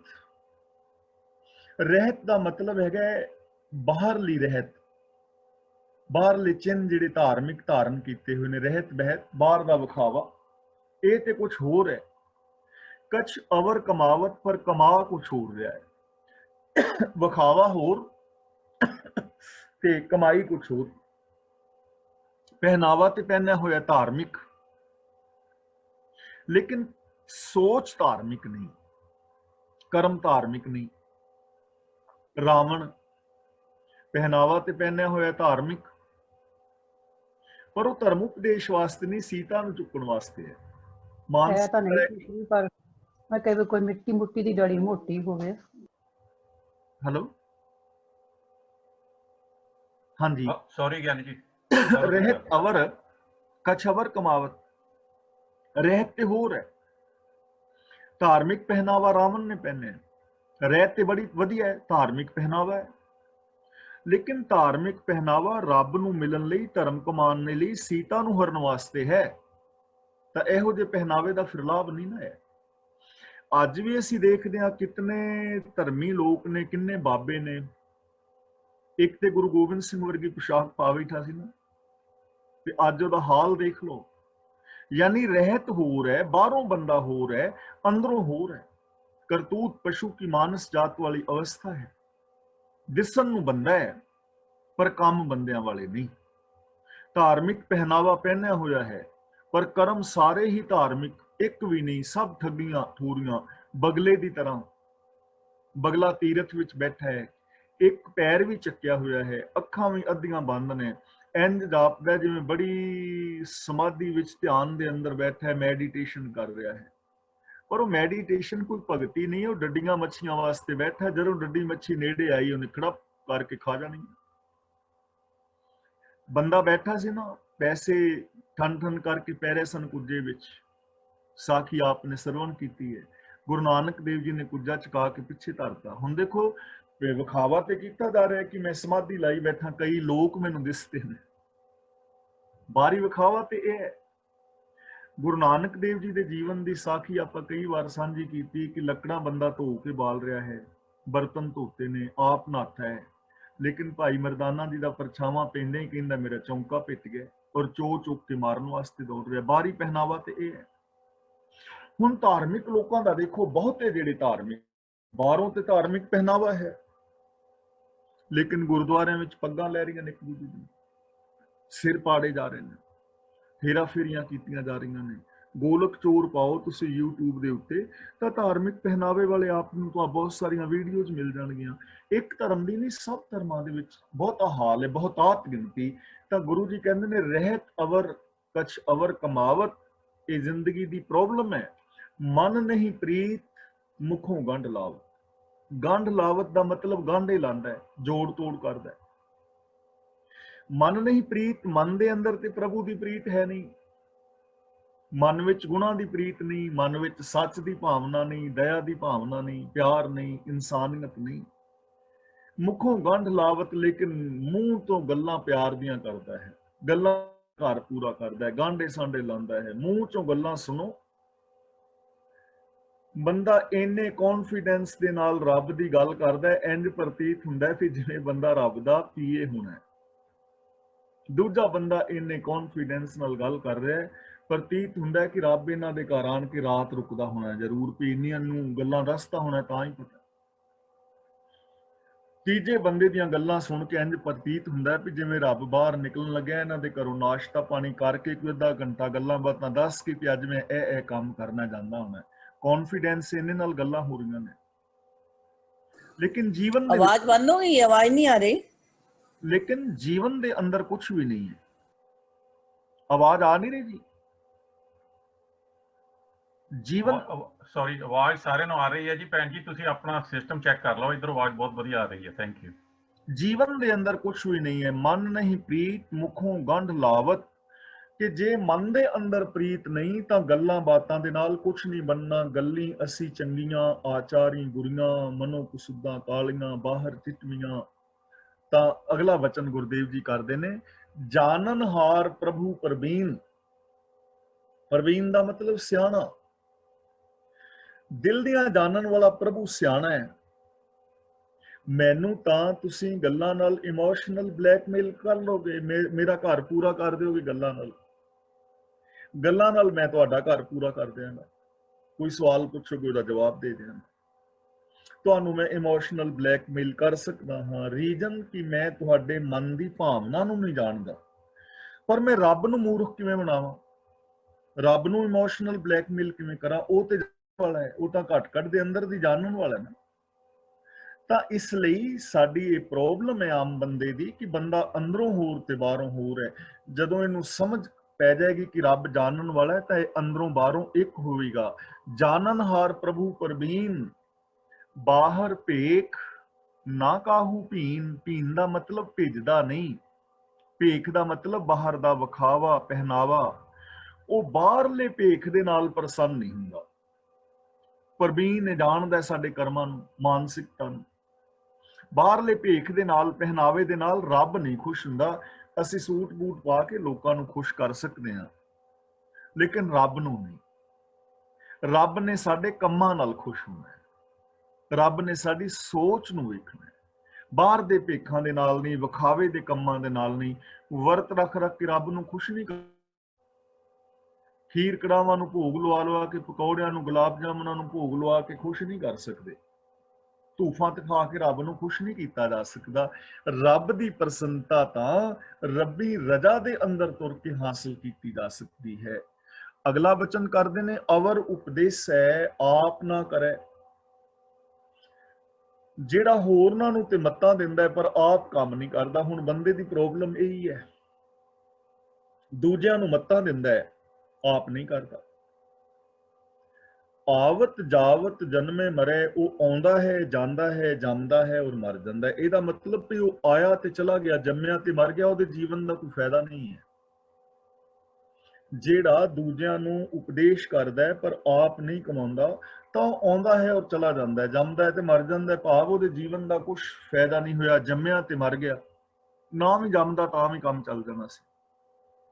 ਹੁਣ ਅਵਰ ਉਪਦੇਸ਼ ਦਾ ਮਤਲਬ ਕੇਵਲ ਗੱਲ ਪ੍ਰਚਾਰਕਾਂ ਦੀ ਨਹੀਂ ਹੈ। ਪ੍ਰਚਾਰਕ ਤਾਂ ਪਹਿਲੇ ਨੰਬਰ ਤੇ ਹੈ ਹੀ ਹੈ ਨਾ। ਇਸ ਕੈਟੇਗਰੀ ਵਿੱਚ ਮੈਂ ਪਹਿਲੇ ਨੰਬਰ ਤੇ ਆਵਾਂਗਾ ਕਿ ਮੈਂ ਤੁਹਾਨੂੰ ਤੇ ਉਪਦੇਸ਼ ਕਰ ਰਿਹਾ, ਪਰ ਮੈਂ ਆਪ ਇਹਨਾਂ ਗੱਲਾਂ ਦਾ ਧਾਰਨੀ ਨਹੀਂ, ਤਾਂ ਮੇਰਾ ਜੀਵਨ ਬੇਕਾਰ ਹੈ। ਮੈਂ ਆਇਆ ਹਾਂ ਤੇ ਮੈਂ ਮਰ ਜਾਣਾ, ਬਸ ਇੰਨਾ ਕੀ ਕੰਮ ਹੈ। ਜੰਮਿਆ ਸੀ ਤੇ ਮਰ ਗਿਆ, ਬੇਕਾਰ ਜ਼ਿੰਦਗੀ। ਤਾਂ ਜੇ ਮੈਂ ਆਪ ਇਹਨਾਂ ਚੀਜ਼ਾਂ ਦਾ ਧਾਰਨੀ ਨਹੀਂ ਤਾਂ ਮੇਰੀ ਜ਼ਿੰਦਗੀ ਬੇਕਾਰ ਹੈ, ਮੇਰੀਆਂ ਇਹ ਗੱਲਾਂ ਬੇਕਾਰ ਨੇ। ਮੇਰੇ ਜੀਵਨ ਵਿੱਚ ਇਹ ਕਥਨੀ ਜਿਹੜੀ ਹੈ ਉਹ ਕਦੇ ਵੀ ਸੁੱਖ ਪੈਦਾ ਨਹੀਂ ਕਰੇਗੀ। ਇਸ ਲਈ ਮੈਨੂੰ ਅੰਦਰੋਂ ਬਾਹਰੋਂ ਇੱਕ ਹੋਣਾ ਚਾਹੀਦਾ। ਔਰ ਇਹ ਗੱਲ ਹਰ ਇੱਕ ਤੇ ਲਾਗੂ ਹੁੰਦੀ ਹੈ। ਮਾਂ ਬਾਪ ਆਪਣੇ ਬੱਚੇ ਨੂੰ ਕਹਿੰਦੇ ਨੇ, ਬੇਟਾ ਝੂਠ ਨਹੀਂ ਬੋਲਣਾ, ਸੱਚ ਬੋਲਣਾ ਚਾਹੀਦਾ ਹੈ। ਬੜਾ ਵਧੀਆ ਆਪਣੇ ਬੱਚੇ ਨੂੰ ਉਪਦੇਸ਼ ਕਰ ਰਹੇ ਨੇ। ਲੇਕਿਨ ਕਿਸੇ ਨੇ ਆਣ ਕੇ ਕੁੰਡਾ ਖੜਕਾਇਆ ਤੇ ਕਹਿੰਦੇ ਨੇ, ਬਿੱਟੂ ਬੇਟਾ ਜਾ ਉਹਨੂੰ ਅੰਕਲ ਨੂੰ ਕਹੋ ਡੈਡੀ ਘਰ ਹੈ ਨਹੀਂ। ਤੇ ਬਿੱਟੂ ਜਾ ਕੇ ਕਹਿੰਦਾ ਵੀ ਅੰਕਲ ਡੈਡੀ ਘਰ ਹੈ ਨਹੀਂ। ਹੁਣ ਬੱਚਾ ਸੋਚਦਾ ਹੈ ਕਿ ਮੇਰੇ ਮਾਂ ਪਿਓ ਮੈਨੂੰ ਤੇ ਕਹਿ ਰਹੇ ਨੇ ਸੱਚ ਬੋਲ ਤੇ ਆਪ ਝੂਠ ਬੋਲ ਰਹੇ ਨੇ। ਮਾਂ ਪਿਓ ਦੀ ਵੈਲਿਊ ਕੀ ਬਣ ਗਈ ਬੱਚਿਆਂ ਦੇ ਮਨ 'ਚ? ਤੇ ਫਿਰ ਬੱਚੇ ਨੂੰ ਸਮਝ ਆ ਜਾਂਦੀ ਹੈ ਵੀ ਐਵੇਂ ਵੀ ਕੰਮ ਚੱਲ ਸਕਦਾ ਹੈ। ਡੈਡੀ ਮੰਮੀ ਘਰ ਨੇ ਪਰ ਇਹ ਕਹਿ ਰਹੇ ਨੇ ਮੈਂ ਘਰ ਨਹੀਂ, ਤਾਂ ਬੱਚਾ ਜਾਂਦਾ ਹੈ ਫਿਲਮ ਦੇਖਣ, ਮਾਂ ਪਿਓ ਨੂੰ ਆਣ ਕੇ ਕਹਿੰਦਾ ਮੈਂ ਸਕੂਲ ਗਿਆ ਸੀ। ਤੇ ਵੱਡਾ ਹੋ ਕੇ ਜੇ ਉਹ ਫਿਰ ਅਵਾਰਾ ਹੋ ਜਾਏ ਤੇ ਦੋਸ਼ ਕਿਹਦਾ ਹੈ? ਤਾਂ ਇਹ ਸਾਰੇ ਹਰ ਬੰਦੇ, ਇਸਤਰੀ ਪੁਰਸ਼, ਬੱਚੀ ਬੱਚੇ ਤੇ ਲਾਗੂ ਹੁੰਦੀ ਹੈ ਕਿ ਕੇਵਲ ਗੱਲਾਂ ਕਰਨ ਦੇ ਨਾਲ ਕੁਝ ਨਹੀਂ ਮਿਲਦਾ, ਜੋ ਕੁਝ ਤੁਸੀਂ ਕਹਿ ਰਹੇ ਹੋ ਉਹਦੇ ਤੇ ਅਮਲ ਵੀ ਕਰਨਾ ਹੋਵੇਗਾ। ਅਵਰ ਉਪਦੇਸੈ ਆਪ ਨਾ ਕਰੇ, ਆਵਤ ਜਾਵਤ ਜਨਮੇ ਮਰੇ। ਉਹ ਆਉਂਦਾ ਹੈ, ਜਾਂਦਾ ਹੈ ਤੇ ਮਰ ਜਾਂਦਾ ਹੈ। ਉਹਦੀ ਜ਼ਿੰਦਗੀ ਬੇਕਾਰ ਔਰ ਵਿਅਰਥ ਹੈ, ਜੋ ਕਥਨੀ ਔਰ ਕਰਨੀ ਦਾ ਪੂਰਾ ਨਹੀਂ ਹੈ। ਜਿਸ ਕੈ ਅੰਤਰ ਵਸੈ ਨਿਰੰਕਾਰ, ਜਿਹਦੇ ਮਨ ਵਿੱਚ ਨਿਰੰਕਾਰ ਵਸਦਾ ਹੈ, ਯਾਨੀ ਜਿਹਦੇ ਮਨ ਅੰਦਰ ਰੱਬ ਦੇ ਗੁਣ ਵਸਦੇ ਨੇ। ਨਿਰੰਕਾਰ ਤੇ ਹਰ ਥਾਂ ਤੇ ਹੈ ਨਾ। ਮਨ ਦਾ ਮਤਲਬ ਮੈਂਟੈਲਿਟੀ। ਨਿਰੰਕਾਰ ਦੇ ਗੁਣ ਸਤ, ਸੰਤੋਖ, ਦਇਆ, ਧਰਮ, ਧੀਰਜ, ਗਿਆਨ, ਵਿਰਾਗ, ਨਿਮਾਨਤਾ, ਸੇਵਾ, ਸਿਮਰਨ, ਪ੍ਰੇਮ, ਨਿਰਭੈਤਾ, ਨਿਰਵੈਰਤਾ, ਜਿਹਦੇ ਮਨ ਦੇ ਅੰਦਰ ਇਹ ਗੁਣ ਵਸਦੇ ਨੇ। ਔਰ ਜਿਹੜਾ ਇਹਨਾਂ ਗੁਣਾਂ ਦਾ ਧਾਰ ਨਹੀਂ ਹੈ, ਤਿਸ ਕੀ ਸੀਖ ਤਰੈ ਸੰਸਾਰ। ਉਹਦੀ ਸਿੱਖਿਆ ਨਾਲ ਸੰਸਾਰ ਦਾ ਹਰੇਕ ਜੀਵ ਤਰ ਸਕਦਾ ਹੈ, ਬਚ ਸਕਦਾ ਹੈ, ਕਿਉਂਕਿ ਉਹ ਬੰਦਾ ਆਈਡੀਅਲ ਪਰਸਨ ਹੈ। ਉਹ ਸੋਚ ਵੀ ਰਿਹਾ ਹੈ, ਬੋਲ ਵੀ ਰਿਹਾ ਹੈ ਤੇ ਕਰ ਵੀ ਉਹ ਹੀ ਰਿਹਾ ਹੈ। ਮਨ, ਬਚਨ, ਕਰਮ ਕਰਕੇ ਗੁਣਾਂ ਦਾ ਧਾਰ ਨਹੀਂ ਹੈ। ਉਹਦੀ ਸਿੱਖਿਆ ਦੇ ਨਾਲ ਕੋਈ ਤਰ ਸਕਦਾ ਹੈ। ਜਿਵੇਂ ਮਾਂ-ਬਾਪ ਬੱਚੇ ਨੂੰ ਝੂਠ ਸਿਖਾਉਂਦੇ ਨੇ ਤੇ ਨਾਲ ਕਹਿਣ ਵੀ ਤੂੰ ਸੱਚ ਬੋਲ, ਤੇ ਆਪ ਝੂਠ ਬੋਲਣ, ਤਾਂ ਉਹਨਾਂ ਦੀ ਸੀਖ ਨਾਲ ਨਹੀਂ ਤਰੇਗਾ, ਕਿਉਂਕਿ ਬੱਚਾ ਵੇਖ ਰਿਹਾ ਹੈ ਕਿ ਮਾਂ-ਬਾਪ ਝੂਠ ਬੋਲਦੇ ਨੇ। ਬੱਚਿਆਂ ਨੂੰ ਮਾਂ-ਬਾਪ ਕਹਿੰਦੇ ਨੇ ਬੇਟੇ ਪਿਆਰ ਨਾਲ ਰਹੀਦਾ ਹੈ, ਲੇਕਿਨ ਆਪ ਉਹਨਾਂ ਦੇ ਵੇਲਣੇ ਚੱਕਲੇ ਚੱਲਦੇ ਰਹਿੰਦੇ ਨੇ, ਤਾਂ ਉਹਨਾਂ ਦੀ ਸਿੱਖਿਆ ਦੇ ਨਾਲ ਬੱਚੇ ਚੰਗੇ ਨਹੀਂ ਬਣਨਗੇ, ਕਿਉਂਕਿ ਬੱਚੇ ਦੇਖ ਰਹੇ ਨੇ ਨਾ। ਮੈਂ ਤੁਹਾਨੂੰ ਕਹਿ ਰਿਹਾ ਕਿ ਪਿਆਰ, ਲੇਕਿਨ ਅਸੀਂ ਦੋ ਪ੍ਰਚਾਰਕ ਲੜ ਰਹੇ ਹਾਂ, ਤਾਂ ਸਾਡੀ ਸਿੱਖਿਆ ਦਾ ਤੁਹਾਡੇ ਉੱਤੇ ਅਸਰ ਨਹੀਂ ਪਵੇਗਾ। ਉਹਦੀ ਸਿੱਖਿਆ ਦਾ ਅਸਰ ਪਵੇਗਾ ਜੋ ਆਪ ਇਹਨਾਂ ਗੁਣਾਂ ਦਾ ਧਾਰ ਨਹੀਂ ਹੈ। ਜੋ ਤੁਮ ਭਾਨੇ ਤਿਨ ਪ੍ਰਭ ਜਾਤਾ। ਜੋ ਤੁਮ ਭਾਨੇ ਦਾ ਮਤਲਬ ਜੋ ਤੈਨੂੰ ਭਾਉਂਦੇ ਨੇ, ਚੰਗੇ ਲੱਗਦੇ ਨੇ, ਉਹਨਾਂ ਨੇ ਪ੍ਰਭੂ ਨੂੰ ਜਾਣ ਲਿਆ ਹੈ। ਜਾਤਾ ਦਾ ਮਤਲਬ ਜਾਣ ਲਿਆ। ਜੋ ਤੈਨੂੰ ਪਿਆਰੇ ਲੱਗਦੇ ਨੇ, ਉਹਨਾਂ ਨੇ ਤੈਨੂੰ ਅਸਲ ਦੇ ਵਿੱਚ ਪਛਾਣਿਆ ਹੈ। ਤੇ ਰੱਬ ਨੂੰ ਪਿਆਰੇ ਕੌਣ ਲੱਗਦੇ ਨੇ? ਜਿਹੜੇ ਰੱਬ ਦੀ ਰਜ਼ਾ ਵਿੱਚ ਤੁਰਦੇ ਨੇ। ਮੀਨਸ ਕਿ ਜੋ ਤੇਰੇ ਭਾਣੇ ਦੇ ਅੰਦਰ ਤੁਰਦੇ ਨੇ, ਜੋ ਤੁਮ ਭਾਨੇ, ਜੋ ਤੇਰੇ ਭਾਣੇ ਵਿੱਚ ਤੁਰਦੇ ਨੇ, ਤਿੰਨ ਪ੍ਰਭ ਜਾਤਾ, ਅਸਲ ਦੇ ਅੰਦਰ ਉਹਨਾਂ ਨੇ ਰੱਬ ਨੂੰ ਜਾਣਿਆ ਹੈ। ਉਹਨਾਂ ਨੇ ਰੱਬ ਦੀ ਮਹਾਨਤਾ ਨੂੰ ਸਮਝਿਆ। ਰੱਬ ਦੀ ਮਹਾਨਤਾ ਹੀ ਉਹਦੇ ਮਨ ਵਿੱਚ ਹੈ, ਜੋ ਰੱਬ ਦੀ ਰਜ਼ਾ ਮੁਤਾਬਕ ਜ਼ਿੰਦਗੀ ਜੀਂਦਾ ਹੈ। ਨਾਨਕ ਉਨ ਜਨ ਚਰਨ ਪਰਾਤਾ। ਪਰਾਤਾ ਦਾ ਮਤਲਬ ਪੈਂਦਾ ਹੈ। ਤਾਂ ਗੁਰੂ ਜੀ ਕਹਿੰਦੇ ਨੇ ਕਿ ਮੈਂ ਉਹਨਾਂ ਪਿਆਰਿਆਂ ਦੇ ਚਰਨਾਂ ਤੇ ਪੈਂਦਾ ਹਾਂ, ਚਰਨਾਂ ਤੇ ਪੈਂਦਾ ਹਾਂ। ਮੈਂ ਉਹਨਾਂ ਦਾ ਸਤਿਕਾਰ ਕਰਦਾ ਹਾਂ ਜੋ ਰੱਬ ਦੀ ਰਜ਼ਾ ਮੁਤਾਬਕ ਚੱਲੇ ਨੇ ਤੇ ਜਿਨ੍ਹਾਂ ਨੇ ਰੱਬ ਨੂੰ ਕਣ ਕਣ ਦੇ ਅੰਦਰ ਵਸਦਿਆਂ ਹੋਇਆ ਜਾਣ ਲਿਆ ਹੈ। ਹੁਣ ਪ੍ਰੋਬਲਮ ਇਹ ਹੈ, ਕਰੋ ਬੇਨਤੀ ਪਾਰ ਬ੍ਰਹਮ ਸਭ ਜਾਣੈ। ਮੈਂ ਬੇਨਤੀਆਂ ਕਰਨਾ, ਅਰਦਾਸਾਂ ਕਰਦਾ ਹਾਂ ਕਿ ਰੱਬਾ ਮੈਨੂੰ ਸੁੱਖ ਦੇ, ਮੈਨੂੰ ਸ਼ਾਂਤੀ ਦੇ। ਪਾਰ ਬ੍ਰਹਮ ਸਭ ਜਾਣੈ, ਪਰ ਪਾਰ ਬ੍ਰਹਮ ਸਾਰਾ ਕੁਝ ਜਾਣਦਾ ਹੈ। ਮੇਰੇ ਦੁੱਖਾਂ ਦਾ ਕਾਰਨ ਕਿ ਮੰਗ ਤੇ ਸੁੱਖ ਰਿਹਾ ਹੈ, ਕਹਿ ਰਿਹਾ ਹੈ ਕਿ ਰੱਬਾ ਮੇਰਾ ਲੀਵਰ ਠੀਕ ਕਰ, ਤੇ ਬੋਤਲ ਸ਼ਰਾਬ ਦੀ ਲਈ ਬੈਠਾ। ਸ਼ਰਾਬ ਪੀ ਪੀ ਕੇ ਲੀਵਰ ਖਰਾਬ ਹੋਇਆ ਹੈ। ਅਰਦਾਸ ਕਰ ਰਿਹਾ ਹੈ ਰੱਬਾ ਮੇਰਾ ਲੀਵਰ ਠੀਕ ਕਰ, ਤੇ ਪੀ ਰਿਹਾ ਸ਼ਰਾਬ। ਰੱਬ ਜਾਣਦਾ ਨਾ ਕਿ ਸਿਸਟਮ ਦੇ ਅੰਦਰ ਰਿਹਾ ਠੀਕ ਹੋਣਾ ਸੀ ਨਾ। ਸਾਡਾ ਇੱਕ ਰਿਸ਼ਤੇਦਾਰ ਹੈ ਤੇ ਉਹਨੂੰ ਵਿਖਾਇਆ ਹਸਪਤਾਲ ਤੇ ਡਾਕਟਰਾਂ ਨੇ ਕਿਹਾ ਵੀ ਤੂੰ ਸ਼ਰਾਬ ਛੱਡ ਦੇ ਤੇ ਤੂੰ ਠੀਕ ਹੋ ਸਕਦਾ। ਤੇ ਜਦੋਂ ਬਾਹਰ ਆਇਆ ਤੇ ਮੈਂ ਪੁੱਛਿਆ, ਮੈਂ ਕਿਹਾ ਵੀ ਹਾਂ ਕੀ ਕਿਹਾ ਡਾਕਟਰਾਂ ਨੇ? ਕਹਿੰਦਾ ਇਹ ਡਾਕਟਰ ਬੇਵਕੂਫ ਨੇ, ਇਹਨਾਂ ਨੂੰ ਕੱਖ ਨਹੀਂ ਪਤਾ, ਇਹ ਨਹੀਂ ਮੈਨੂੰ ਠੀਕ ਕਰ ਸਕਦੇ, ਮੈਨੂੰ ਕਿਸੇ ਹੋਰ ਡਾਕਟਰ ਕੋਲ ਲੈ ਕੇ ਚੱਲੋ। ਮੈਂ ਕਿਹਾ ਕਿਆ ਕੀ? ਕਹਿੰਦਾ ਉਹ ਕਹਿੰਦੇ ਸਨ ਵੀ ਜੇ ਸ਼ਰਾਬ ਪੀਣਾ ਤੇ ਸਾਡੇ ਕੋਲ ਦੁਬਾਰਾ ਨਾ ਵੀ ਇਹਨਾਂ ਨੂੰ ਆਂਦਾ ਕੱਖ। ਯਾਨੀ ਡਾਕਟਰਾਂ ਨੂੰ ਨਹੀਂ ਪਤਾ ਸ਼ਰਾਬ ਨਹੀਂ ਛੱਡਣੀ। ਤਾਂ ਗੱਲ ਤਾਂ ਇਹ ਹੈ ਕਿ ਪਾਰ ਬ੍ਰਹਮ ਤੇ ਜਾਣਦਾ ਹੈ ਨਾ ਵੀ ਇਹਦਾ ਪ੍ਰੋਬਲਮ ਕੀ। ਹੁਣ ਰੱਬ ਨੂੰ ਪਤਾ ਹੈ ਮੇਰੀ ਪ੍ਰੋਬਲਮ ਦਾ, ਵੀ ਪ੍ਰੋਬਲਮ ਤੇ ਝੂਠਾਂ ਦੀ ਹੈ। ਪ੍ਰੋਬਲਮ ਤਾਂ ਈਰਖਾ ਦੀ ਹੈ, ਦ્વੈਸ਼ ਦੀ ਹੈ, ਵੈਰ ਵਿਰੋਧ ਦੀ ਹੈ, ਤੇ ਮੈਂ ਸੁੱਖਾਂ ਵਾਸਤੇ ਅਰਦਾਸ ਕਰ ਰਿਹਾ ਤਾਂ ਸੁੱਖ ਕਿਵੇਂ ਹੋਣਗੇ? ਕਰੋ ਬੇਨਤੀ ਪਾਰ ਬ੍ਰਹਮ ਸਭ ਜਾਣੈ, ਆਪਣਾ ਕੀਆ ਆਪੇ ਮਾਨੈ। ਆਪਣਾ ਕੀਆ ਦਾ ਮਤਲਬ ਆਪਣੇ ਪੈਦਾ ਕੀਤੇ ਹੋਏ ਨੂੰ, ਮਾਨੈ ਦਾ ਮਤਲਬ ਮਾਣ ਦਿੰਦਾ ਹੈ। ਰੱਬ ਆਪਣੇ ਪੈਦਾ ਕੀਤੇ ਹੋਏ ਜੀਵਾਂ ਨੂੰ ਆਪ ਮਾਣ ਦਿੰਦਾ ਹੈ। ਦੇਖੋ ਸਾਡੇ ਬੱਚੇ ਨੇ ਨਾ, ਅਸੀਂ ਬੱਚਿਆਂ ਨੂੰ ਕਿੰਨਾ ਮਾਣ ਦਿੰਦੇ ਆ, ਪਿਆਰ ਦਿੰਦੇ ਆ। ਹਰ ਮਾਂ-ਬਾਪ ਆਪਣੀ ਜ਼ਿੰਦਗੀ ਬੱਚਿਆਂ ਵਾਸਤੇ ਲਾ ਦਿੰਦਾ ਕਿ ਬੱਚੇ ਸੁਖੀ ਔਰ ਸ਼ਾਂਤ ਰਹਿਣ, ਤੇ ਰੱਬ ਵੀ ਤੇ ਸਾਡਾ ਮਾਂ-ਬਾਪ ਹੈ ਨਾ। ਪਰ ਜੇ ਬੱਚੇ ਹੀ ਮਾਂ-ਬਾਪ ਦੀ ਗੱਲ ਨਾ ਮੰਨਣ ਤਾਂ ਉਹਦੇ ਵਿੱਚ ਮਾਂ-ਬਾਪ ਦਾ ਤੇ ਕੋਈ ਦੋਸ਼ ਨਹੀਂ। ਕੋਈ ਮਾਂ-ਬਾਪ ਆਪਣੇ ਬੱਚਿਆਂ ਨੂੰ ਬੁਰਾ ਨਹੀਂ ਬਣਾਉਣਾ ਚਾਹੁੰਦਾ।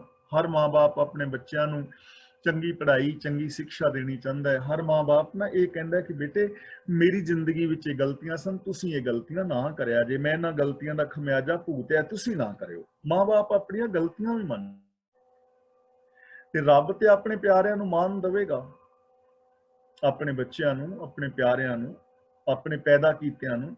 ਤੇ ਜੇ ਪੈਦਾ ਕੀਤੇ ਹੀ ਨਾ ਮੰਨਣ, ਦੇਖੋ ਇੰਨੀਆਂ ਸੁਜੈਸ਼ਨਸ, ਇੰਨੇ ਰਾਸਤੇ, ਇੰਨੇ ਉਪਦੇਸ਼, ਇੰਨਾ ਸੌਖਾ ਰਾਸਤਾ ਗੁਰੂ ਜੀ ਸਾਨੂੰ ਜ਼ਿੰਦਗੀ ਜੀਣ ਦਾ ਦੱਸ ਰਹੇ ਨੇ। ਜੇ ਸੁਖਮਨੀ ਸਾਹਿਬ ਜੀ ਦੀ ਕਿਸੇ ਇੱਕ ਅਮਲ ਕਰ ਲਵੀ ਤਾਂ ਸਾਡੀ ਜ਼ਿੰਦਗੀ ਸੁਖੀ ਹੋ ਸਕਦੀ ਹੈ। ਕਿਉਂ ਭੈਣੋ ਵੀਰੋ? ਹੋ ਸਕਦੀ ਹੈ ਨਾ? ਸਿਰ ਲਾ ਕੇ ਦੱਸ ਤੋ ਹਾਂ ਜਾਂ ਨਾ, ਹੋ ਸਕਦੀ ਹੈ ਨਾ? ਤੇ ਜੇ ਇਹਦੇ ਚੋਂ ਅਸੀਂ ਇੱਕ ਵੀ ਪੰਕਤੀ ਤੇ ਅਮਲ ਨਾ ਕਰੀਏ ਤੇ ਪ੍ਰੋਬਲਮ ਕਿਹਦੀ ਹੈ? ਪ੍ਰੋਬਲਮ ਤਾਂ ਸਾਡੀ ਹੈ। ਆਪੇ ਆਪ ਕਰਤ ਨਵੇਰਾ, ਪ੍ਰਭੂ ਆਪ ਹੀ ਜੀਵਾਂ ਦੇ ਕਰਮਾਂ ਦਾ ਨਵੇੜਾ, ਤੇ ਮਰਨ ਤੋਂ ਬਾਅਦ ਨਹੀਂ, ਜਿਉਂਦੇ ਜੀ ਆਪ ਹੀ ਨਿਬੇੜਾ ਕਰੀ ਜਾਂਦਾ। ਸਿਸਟਮ ਹੈ ਨਾ, ਲਿਖਨਾਵੇਂ ਧਰਮ ਬਹਾਲਿਆ। ਧਰਮ ਦਾ ਮਤਲਬ ਸਿਸਟਮ, ਹੁਕਮ। ਹੁਕਮ ਦੇ ਅੰਦਰ ਨਿਬੇੜਾ ਹੋਈ ਜਾਂਦਾ। ਨਾਲ ਦੇ ਨਾਲ ਜੇ ਕਣਕ ਬੀਜ ਦੇ ਉੱਤੇ ਕਣਕ ਪੈਦਾ ਹੋ ਜਾਂਦੀ ਹੈ, ਛੋਲੇ ਬੀਜ ਦੇ ਉੱਤੇ ਛੋਲੇ। ਕਿੱਕਰਾਂ ਦੇ ਬੀਜ ਬੀਜੋਗੇ, ਕਿੱਕਰ ਉਗ ਜਾਣਗੇ। ਅੰਗੂਰ ਬੀਜੋਗੇ, ਅੰਗੂਰ ਉਗ ਜਾਣਗੇ। ਲੇਕਿਨ ਕਿੱਕਰ ਬੀਜ ਕੇ ਕਿੱਕਰਾਂ ਨੂੰ ਅੰਗੂਰ ਨਹੀਂ ਲੱਗਣੇ। ਨਿਬੇੜਾ ਨਾਲ ਦੇ ਨਾਲ ਹੀ ਹੋਈ ਜਾਂਦਾ ਹੈ। ਜੇ ਤੁਸੀਂ ਅੰਦਰ ਚੰਗਾ ਸੋਚ ਰਹੇ ਹੋ, ਪੋਜ਼ਿਟਿਵ, ਤਾਂ ਤੁਸੀਂ ਖੁਸ਼ ਹੋ, ਤੇ ਜੇ ਨੈਗੇਟਿਵ ਸੋਚਣ ਲੱਗ ਜਾਂਦੇ ਹੋ, ਨਾਲ ਦੇ ਨਾਲ ਤੁਸੀਂ ਡਿਪਰੈਸ਼ਨ ਚਲੇ ਜਾਂਦੇ ਹੋ। ਨਿਬੇੜਾ ਹੋ ਰਿਹਾ ਨਾ, ਨਾਲ ਦੇ ਨਾਲ ਹੋਈ ਜਾ ਰਿਹਾ। ਕਿਸੇ ਦੂਰ ਜਨਾਵਤ, ਕਿਸੇ ਬੁਝਾਵਤ ਨੇਰਾ।